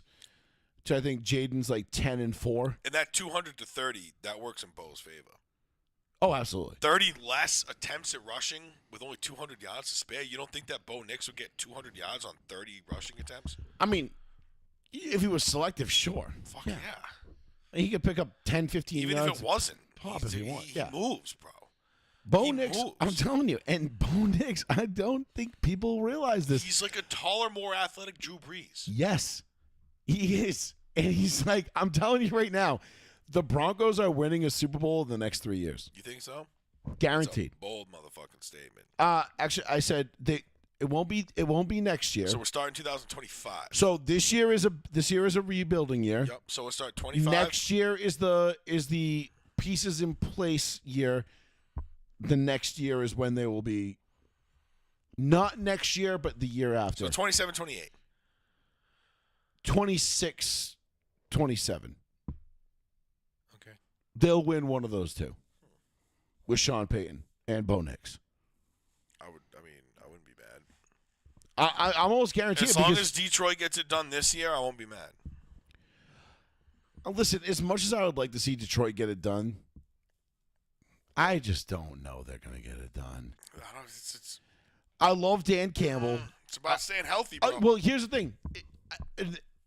Hold on. Before we get to Detroit, hold on. Let me. We're jumping too far. Too much to talk about tonight. Let me just say this. Bo Nix right now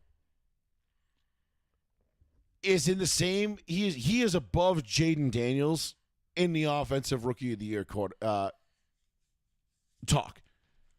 Bo Nix is above Jaden Daniels. Right now, Bo Nix should be.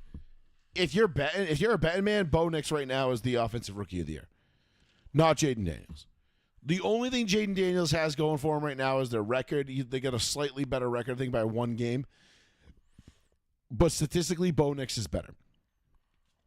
Over the next 3 games, like I said, the Broncos have the Raiders, the Browns, and the Colts. Now, the Colts, kind of a wild card. You don't know what you're getting with the Colts. You really don't. They have that ability to Richardson play is, to their level. And Richardson's like that kind of quarterback where like you're either gonna bludgeon him to the point where he's gonna fucking like he's like not gonna know what to do, but even that's hard to do. Or he's gonna fucking pull some fancy shit and just be like, get off me, yeet. With his size and his wheels and his athletic ability and shit like that, it's a little bit painful to watch, knowing that he has so much polishing to do with so many things in order to like really be like I don't want to say like a successful quarterback, because you make success your own as a quarterback. Well, you do it how you need to do it. Right. You make whether your you're Lamar Jackson, you're running. You make your own luck. Right. You make it happen, and that's how you do it. And I really hope that Anthony can really pick up in the next couple of years. I don't have a very like strong feeling about our office. You know what I mean? Where we're not showing like true leadership here. We're wishy-washy, flip-flopping on shit. We're looking like a bunch of liberal Democrats out there. We're going with Flacco. No, fuck that.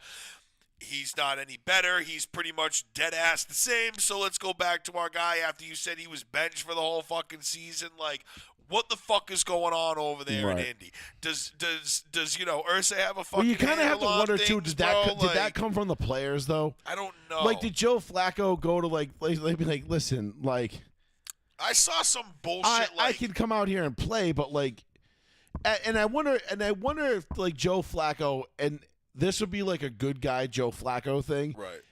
And I wouldn't put it past him if Joe Flacco went to the coach and was like, listen, man, I can do what I can do. But you got to let this kid learn. You have to, bro. You got to baptize him by fire. Flacco can teach him in practice and shit. And on I how to wonder be, like, if there were some veteran awareness. guys on that team that were like, "Come on." Right. I don't know how it worked out, but it worked out. Now, if you looked at Flacco and Anthony Richardson before last week, before the Jets, identical statistics except for the rush yards. Yeah. Joe Flacco had 60 less rushing yards, 60 more passing yards.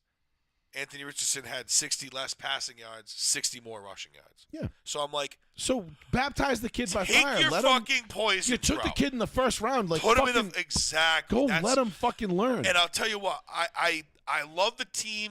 I think maybe we should probably explore getting rid of Michael Pittman, because I think Josh Downs is going to be our guy. I know. Say what you want about Pittman. Say what you want about Josh Downs. Josh Downs is fucking nasty. I'm telling you, he's small, he's wiry, he's fast. He's like a chocolate Wes Welker. Okay, I mean, listen, I like that, but you've got to find an offense. I feel like that Indy can find an offense that suits them both. I don't think you're gonna get rid of either one of them. I think you keep both of them. I just think Pittman wants to be a true number one, and I don't know if he's going to get that exposure here in Indy. We're spreading the ball towards him. Well, I don't know that he's going to get it with that quarterback. That's the thing. He hasn't had a quarterback to showcase his number one abilities yet. But Pittman hasn't made that really standout ability to be chosen over Josh Downs or Alec Pierce. I know. Alec Pierce makes some fucking CeeDee Lamb circus catches. Right, but circus, at times. but and that I'm like, doesn't necessarily mean you're number one. I like his awareness. I like his hands. Alec Pierce is low-key a decent – I mean, are you taking him top 15 in a draft fantasy? No. A number one wide receiver to me, though, is a guy that he will draw attention from the defense and open it up for others. Even if he's not open, like, that's the thing. Like, a number one wide receiver doesn't have to put a single fucking catch on the stat sheet in order to be effective. No. You just have to be that terrified. Look at a guy like Megatron, double team his ass. Obviously, he's double teamed all game, but you're dinking and dunking with your other guys. But if Megatron has 0 catches, but Golden Tate has 12 for 240 and 3 touchdowns, success. Well, okay, we win. That's a game plan. Great. That's what I mean. I think we can get around the Pittman with. I know that's not how it exactly works. You know what I mean? Right. In a real football sense. No, of course not. But I see what you're saying, but I think that there's a way for Indianapolis to fit both of them in. I mean, I haven't been excited. The last draft pick I was really excited about was fucking Quentin Nelson. That's fucking terrible. Hey, Quentin, what's up, man? I think that we got to get the identity straight in Indy and just figure out what the fuck is going on. Either we're riding with fucking AR or we're not. One or the goddamn other, bro. And that's all I want to see. Destry, you're a fucking Raiders fan? Oh, is he? Oh, God, I'm so sorry what we're going to do to you on Sunday. I'll take Kyler Murray, bro. To answer your question, Destry, Kyler Murray. Kyler Murray. Over Cable. Oh, fuck yeah. 100,000%. Kyler Murray's actually shown he can play at a decent level for, 5 years now? Kyler Murray's biggest problem was whether or not he wanted to play, not whether or not he could play. Right. The biggest issue with Caleb Williams is whether or not he could play. Yeah, and we're Kyler finding Murray, out he can't. Yeah, and Kyler Murray has things that Caleb Williams can't have. Yeah. Like shortness. and also a fucking hand cannon. Yeah, Kyler Murray can bomb it. Howitzer. Yeah, for his size, bro. He's not even for his size, just on a fucking scale of 1 to John Elway, this kid is fucking Warren Moon. You know what? I was watching a thing the other day, and I never really cared about Kyler Murray. Always thought he would kind of fade out, kind of like a Jameis Winston sort of thing, or like ish. He's on his way, but he's sticking around. He's staying fucking relevant in fucking Arizona, bro. They love him out there, and I'm telling you what, he's starting to grow on me. Kyler Murray's starting to grow on me. As like a guy I like. Well, you know me. Arizona has always been my NFC underdog team that I've rooted for years and years. Like I've always ever since Jake the Snake was there. Like I just always rooted for the Cardinals because they were just like this shitty little team out in the desert that nobody gave a fuck about. Right. And then they got Kurt Warner that year. They went to the Super Bowl, and I was all in. And I was all fucking in, dude, on the Cards. And I love the Cardinals. They're one of my. I like the unis. I like that red. The red and white's very nice. I just enjoy the Cardinals. I don't love Kyler Murray. Cliff Kingsbury's house was dope. Yeah. Quiff. I don't love everything about the Cardinals right now. I love Marvin Harrison Jr. But I love Marvin Harrison Jr. God, I wish we fucking had him, bro. Jesus Christ, dude. Wouldn't that have been fucking just poetic justice? Get Marvin Harrison Jr., keep him. Draft Archie Manning in a couple years. What are we doing? It'd just be like the senior in Peyton. You know what I mean? Like Junior gets drafted 2 years before. I mean, babe, we're moving to Indianapolis. For as long as this duo is there, we're moving. We are going to Indy. I don't care. I need to be in the hub. Yep, we're going. No, I think I think it's great that the Cardinals are better than I think people, especially me, expected. I mean, they're not better than expected. I thought they would be competitive, but not good. Does that make sense? Like they're gonna be in the conversation because, well, they're gonna jump up and surprise you. They got some good names, yeah. But they're not like a team you're like, oh fuck, they're good. Like, oh shit, like we gotta worry about them. They're good. Right. No, the Chiefs are good. The Bills are good. The Ravens are good. The Steelers are good. despite the fact that the Steelers have arguably the worst quarterback situation in the NFL, they have one of the best defenses. And Russell Wilson, despite his best efforts, has not been able to cost the Steelers games yet. It's coming. Trust me, Pittsburgh fans. You are going to learn to loathe Mr. Unlimited before the season is over. I promise you. It's going to happen. Those are good, classic franchises that are always in the mix. What do we talk about all the time, Paul? Front office. Ownership. Front office, quarterback. It's so easy. It's the formula is simple. It's a proven cascade, bro. The formula is proven. The formula is simple. Filling out the formula not so easy. So simple. For some people, it's easier than others. For teams like Pittsburgh, Green Bay, Baltimore, Denver, Indy, the New England. For the years past. Whoever, whatever. Kansas City now. For them, it's easy. That being said, it's not easy for everybody else. Look at the Jacksonville Jaguars. They had Trevor Lawrence come in, and there is a decent chance that Trevor Lawrence is not going to be fucking playing in Jacksonville next year. We haven't even talked about that yet because it's too soon during the season. But, there's a decent chance that the Jaguars are going to fucking have a fire sale at the end of this year, and Trevor Lawrence is going to be one of those people. Could you imagine Trevor Lawrence playing in Pittsburgh under Mike Tomlin next year? That terrifies me. That scares the ever-loving fuck out of me as a team in the AFC that would have to go up against Pittsburgh and Trevor Lawrence with that defense and a competent quarterback, with a competent, not even a competent head coach, one of the most underrated, one of the best coaches in the league in Mike Tomlin. Facts. And every Steelers fan out there that wants Mike Tomlin, that wanted Mike Tomlin fired or thinks he's not the fuck you. You're a fucking clown. Shut the fuck up and let the man coach. Coach T is the fucking man. Yeah. There are 5 guys in this league right now that are borderline untouchable. Andy Reid, Mike Tomlin, John Harbaugh, Sean Payton, and what? I mean, McVay is pretty untouchable. McDermott or McVay. Even McDermott's probably not untouchable. Yeah, not untouchable. I mean, maybe 4 that are untouchable right now. Yeah. That's pretty much it. You know what I mean? LaFleur, no. Shanahan? I feel like even Shanahan could get got. Might. You know what I mean? Because look at the team he's got. I mean, he's got all the talent in the world. I know they're injured. Yeah. But there's a lot of talent on that roster. Right. And I don't know. I don't know. I mean, I'm not saying John Lynch is going to fire Kyle Shanahan. I think that would be stupid. No, that would be. But I'm not saying he's untouchable. I'm talking guys that are untouchable right now. That's a good question. I think those 4 are it. Yeah, you're probably right. I mean, unless I'm really missing somebody, forgetting, Vrabel's not, Vrabel's gone. D'Amico Ryans, no, he's definitely touchable. He's only in his second year. You know what I mean? There's just who the fuck was Dan Campbell, maybe? Maybe Dan Campbell, because he's turned the Lions around. So maybe there's your 5. I mean, realistically, there's not, the point is there's not many guys that are untouchable right now. So. Yeah, probably not, no. I'm just trying to look and just give me a name with the face and be like, Yeah, I can't really see anybody other than that. There's literally nobody that is safe. No.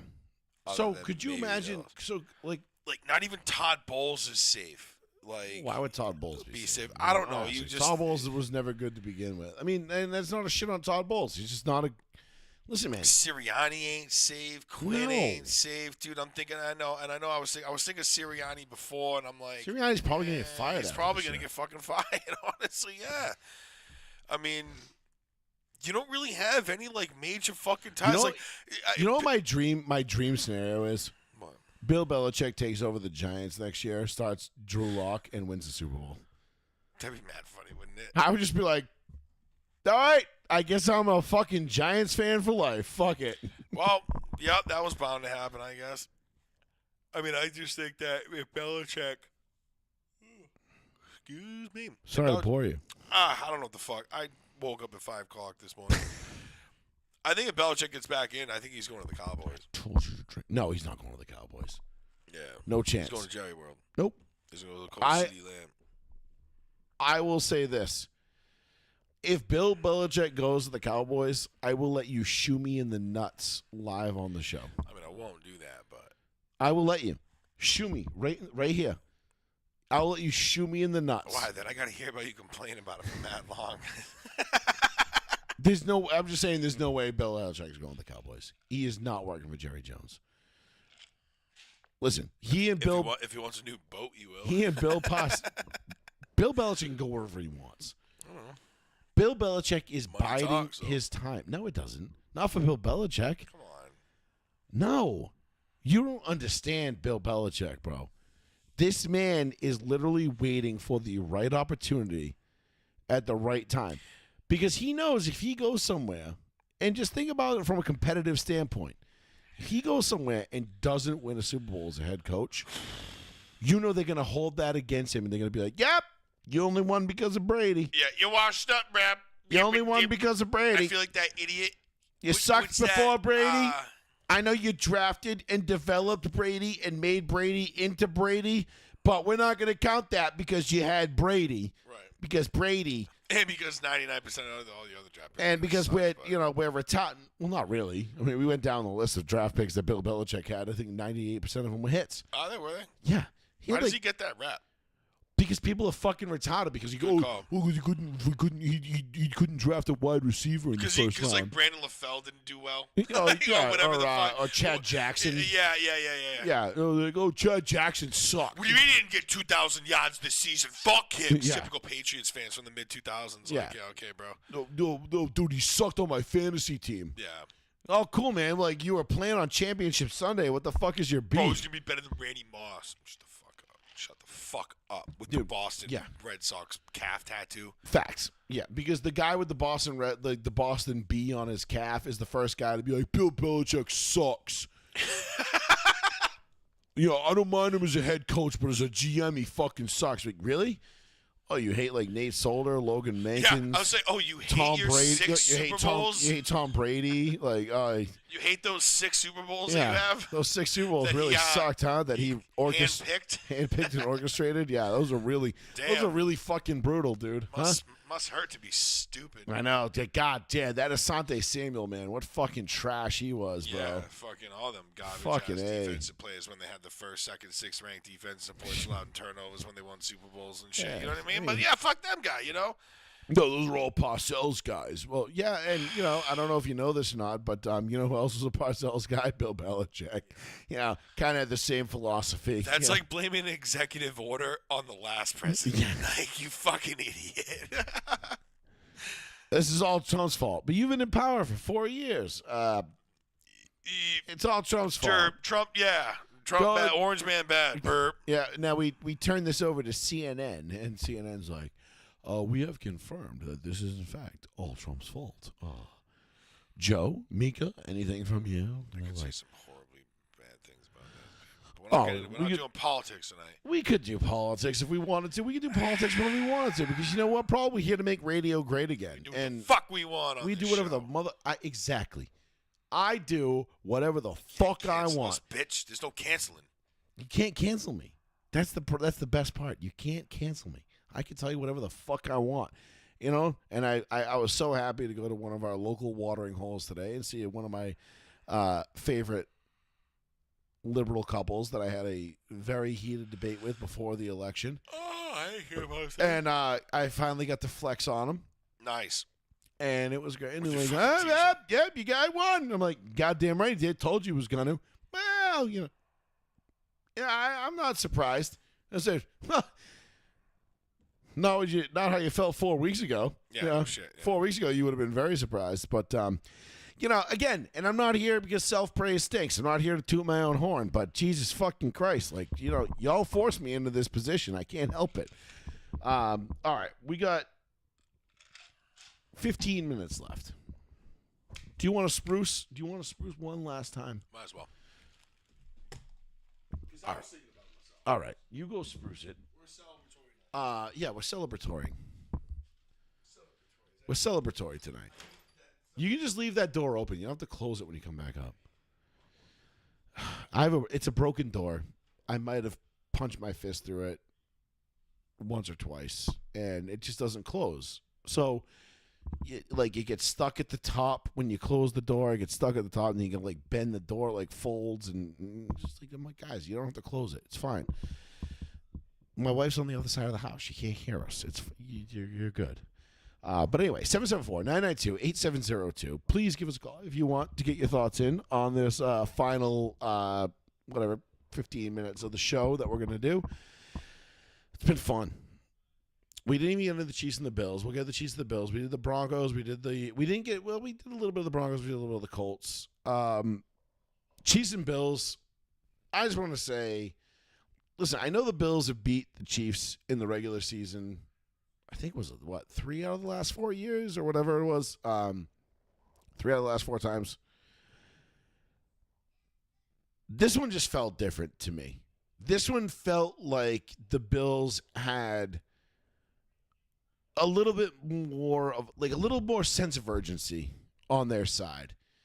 And I feel good when I say that the Chiefs are not going to run it back for 3 straight. 4-1 in the regular season. Thank you, Destry. I don't think the Chiefs are running it back for 3 straight. I honestly, and I'm not saying that because I'm a Broncos fan and I'm a hater of the Chiefs. Honestly, I shed a tear when Harrison Butker was put on IR and they had to get a new kicker.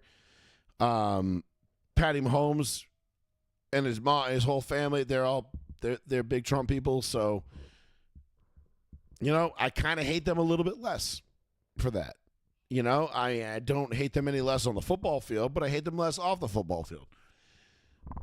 Don't know where Jackson stands on all that, Mahomes, that is. But I'm open to interpretation. That being said, it was nice to see them lose. I was happy to see them lose to the Bills. Not because it's not going to make any difference. We're not, as a Broncos fan, we're not winning the division. The division's out of reach. Unfortunately, I think San Diego and Kansas City are too far ahead of us at this point for it to really mean anything. So we're not going to get that. What I do want is the Broncos to win 10 games. That was my goal. That was what I said before the season. That was where I put my money. And to see the Chiefs lose to the Bills at home was absolutely fabulous. I fucking love it. The Chiefs have become the new Patriots for me. In terms of and they've supplanted the Patriots. Obviously, I don't have to wish for the Patriots to lose on Sunday. That's kind of just a foregone conclusion at this point. I enjoy the Patriots losing every Sunday. Don't get me wrong. I still relish every single moment of that because I remember the last 20 years of misery that they put me through. When it comes to the Chiefs, I've always hated the Chiefs. Always. They were my number one hated division rival. Above the Raiders, above the Chargers. And I know a lot of people hated the Raiders. A lot of Broncos fans were oh, fuck the Raiders, fuck the Raiders, fuck the Raiders. I'm nah, fuck the Chiefs. And it was a lot to do with Donnie Edwards and Priest Holmes. Mighty Mouse. Those late 90s, early 2000s Chiefs teams. The Raiders were I was the Raiders got Gruden. They got good for a quick clip there. But the Raiders had always just kind of sucked. And then they got good for 5 years. And they've sucked for the last 20. And, I know they beat us. They swept us, 4 straight years. I don't give a shit. What do they get out of it? Oh, cool. You got a little winning streak against us. That's cute. Adorable. Ooh, golf claps. Oh, you guys gonna hang it? You gonna hang a banner in Allegiant Stadium for that one? Cool. Stop talking about shitty banners. Yeah. Stadiums, okay? But to watch the Bills go out, and what I think was awesome about the Bills win on Sunday against the Chiefs was, and I posted this at the time, when the Bills went for it on that fourth down again late in the game, and they were like, it was like 2 minutes and 45 seconds or like 3 minutes and change to go, whatever it was, and they went for it on fourth down, and I was like, oh, they're actually playing to win today. Right. There's no bitch mode. Yeah, there's no like, all right, well, let's let our defense go out there and do their thing and Bitch ain't no bitch in me. stop Patrick Mahomes. Nah. They were like, no, fuck you. We're gonna take this. We're taking your soul. As soon as they came out, when that game started, dude, like you could tell, like, dude, the fucking Bills were fired the fuck up, bro. Yeah. They were fired up, flying all over the field, dude. I'm like, this might be their night. And they never like stopped the intensity, it seemed. They just kept piling it and just rolling, bro. But the Chiefs, to their credit, matched it. Well, of course. And despite being on the road in a big spot, and like you're right, the Chiefs are the Chiefs, right? We talked about Andy Reid, untouchable, best coach in the league right now.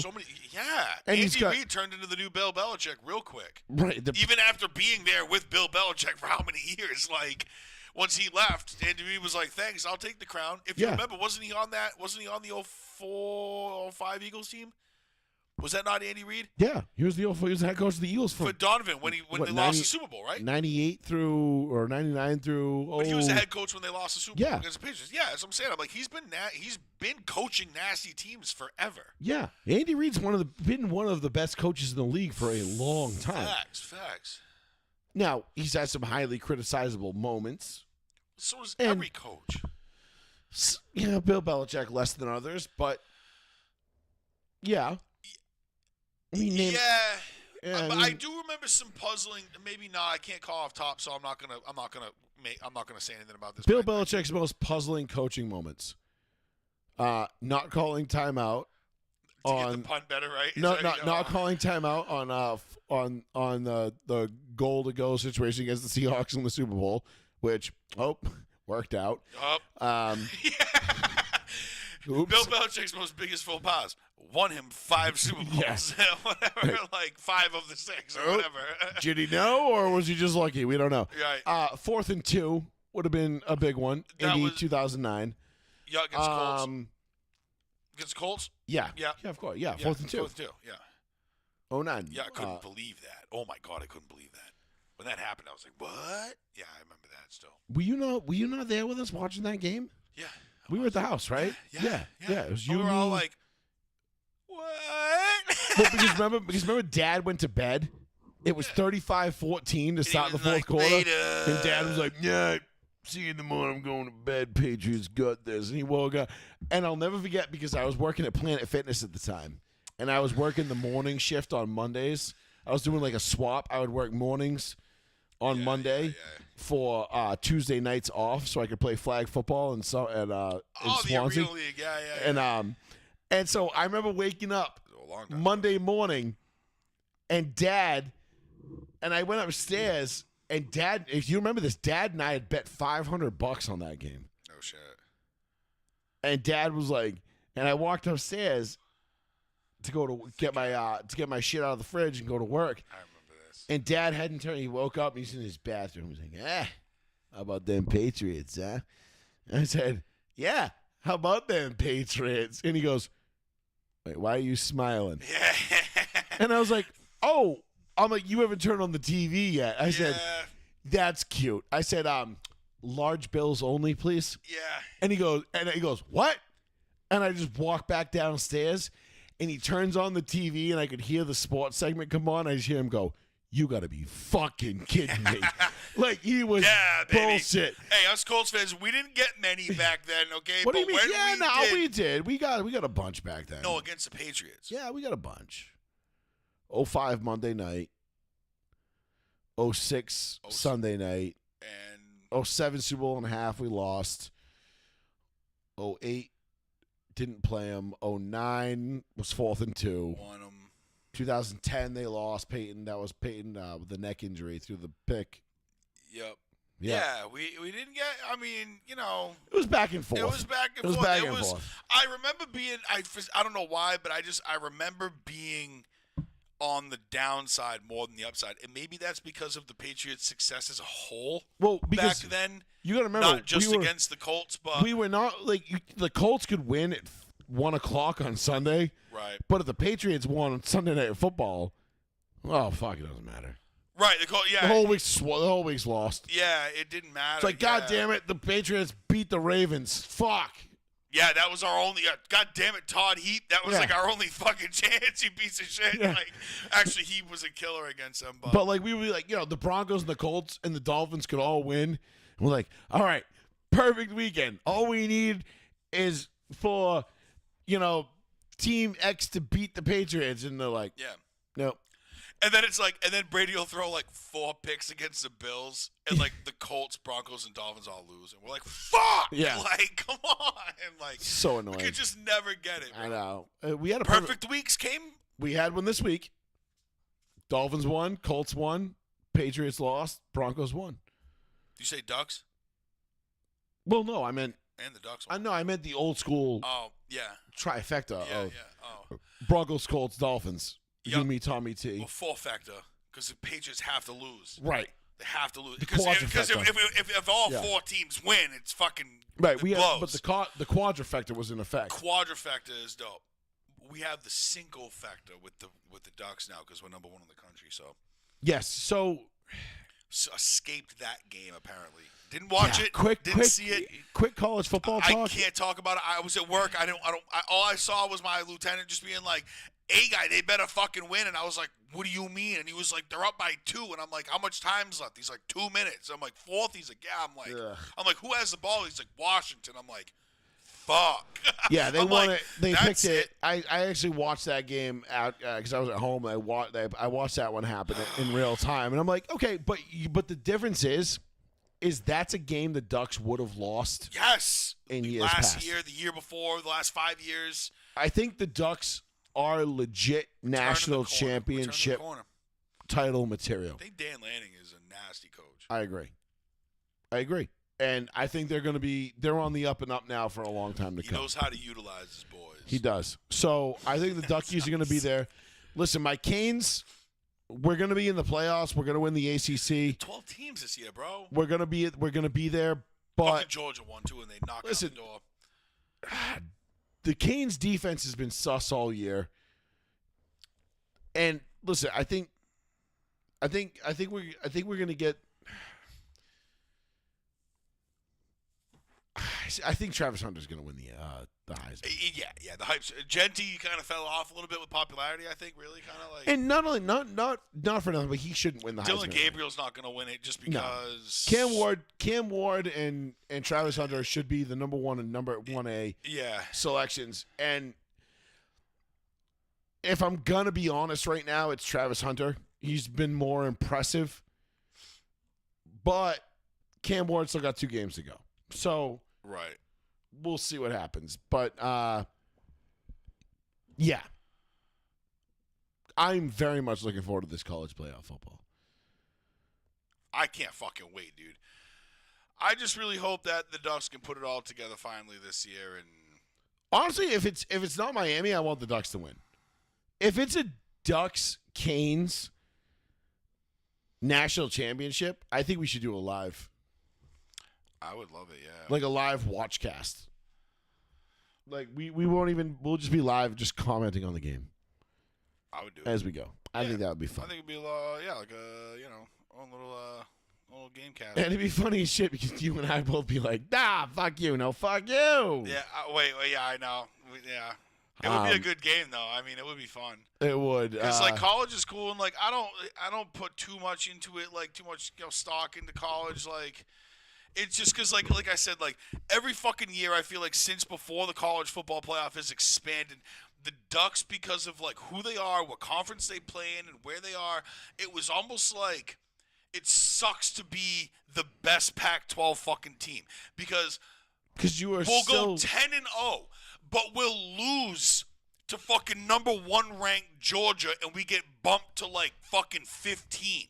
And it's like Ohio State loses to number 1 ranked, or they They'll lose to rank like the number 2 ranked Alabama. no, Ohio State will be ranked 2 or 3, and they'll lose to like a number 15 or 20 team, and it's like they stay the same, and it's like kiss my fucking ass, bro. Like the NCAA has it out for Oregon because they know they got the most fucking money out of the colleges. And trust me, as a Miami fan, I can echo that same sentiment. I thought we were going to get – I knew we were going to get murdered when we lost to Georgia Tech in the standings, and we dropped all the way to 11. Crazy, bro. Like from 4 to 11, I'm like, come on, man. Like I know we're not great, but like, goddamn, dude. Bama beats Tulane, and it's like, they go fucking 5 spots up. Yeah. It's like, kiss my ass, That's bro. what. There's one thing I fucking hate about the rankings, but is what it is. The favoritism sucks, but how are you supposed to really do that with that many colleges? I don't know. It's crazy. So, you know what? Hats off to the guys who do it, because I guess it's at least 99% fair each year with the way that the teams make it and the best teams that get in. You don't have any like lame ducks. Like I guess like you had like TCU a couple years ago. Like TCU wasn't like a lame duck, but like everybody knew once they got to where they were getting, they were like, all right, this isn't a sustainable fucking program, we bro. Listen, like we know y'all are good. Like you were cute in the regular season, but like come on, man. Max Duggan or whatever. Now, as the years go on, and the NIL continues to do what it's doing, I think we're going to see more parity in college football. But until then, it ain't shit, dog. Nope. All right. Go Ducks, baby. Let's leave it there. We'll be back next Tuesday night. That's O for Oregon, not Ohio. Yeah. Well, we do the U because it's all about the U. What do the Ducks do? I don't know if we have. We'll be back next Tuesday night right here on the one, the only, the New Bedford Guide. Please be sure to give us a follow on our YouTube channel, our Twitch channel, and our Facebook at Row One Seat One. We appreciate all of y'all for listening in, tuning in, and we'll see you again next Tuesday. Hopefully next week we'll have a full house. Hopefully everybody's happy and healthy. Yeah, Sean. Going into this holiday season because, goddamn, it'll be the Tuesday before Thanksgiving next week. We got a big week next week. Except for Nancy Pelosi. May you rot in hell. Yes, well, yes. Also, yeah. Everybody, happy, healthy holidays, except for you, bitch. Anyway. You know what that bitch is? I'll tell you what that bitch is. All right, Joey Fats Radio, Row One Seat One for Plizzy and Mr. Betancourt couldn't be here tonight. I am Joey Fats. I don't know if you heard this or not, but I am Joey Fats, now the proud owner of a 500-pound bench press. Fuck you. Just kidding. That's a little self-praise that I had to do there. We'll be back next Tuesday night. Row One Seat One, Joey Fats Radio. Peace. Peace.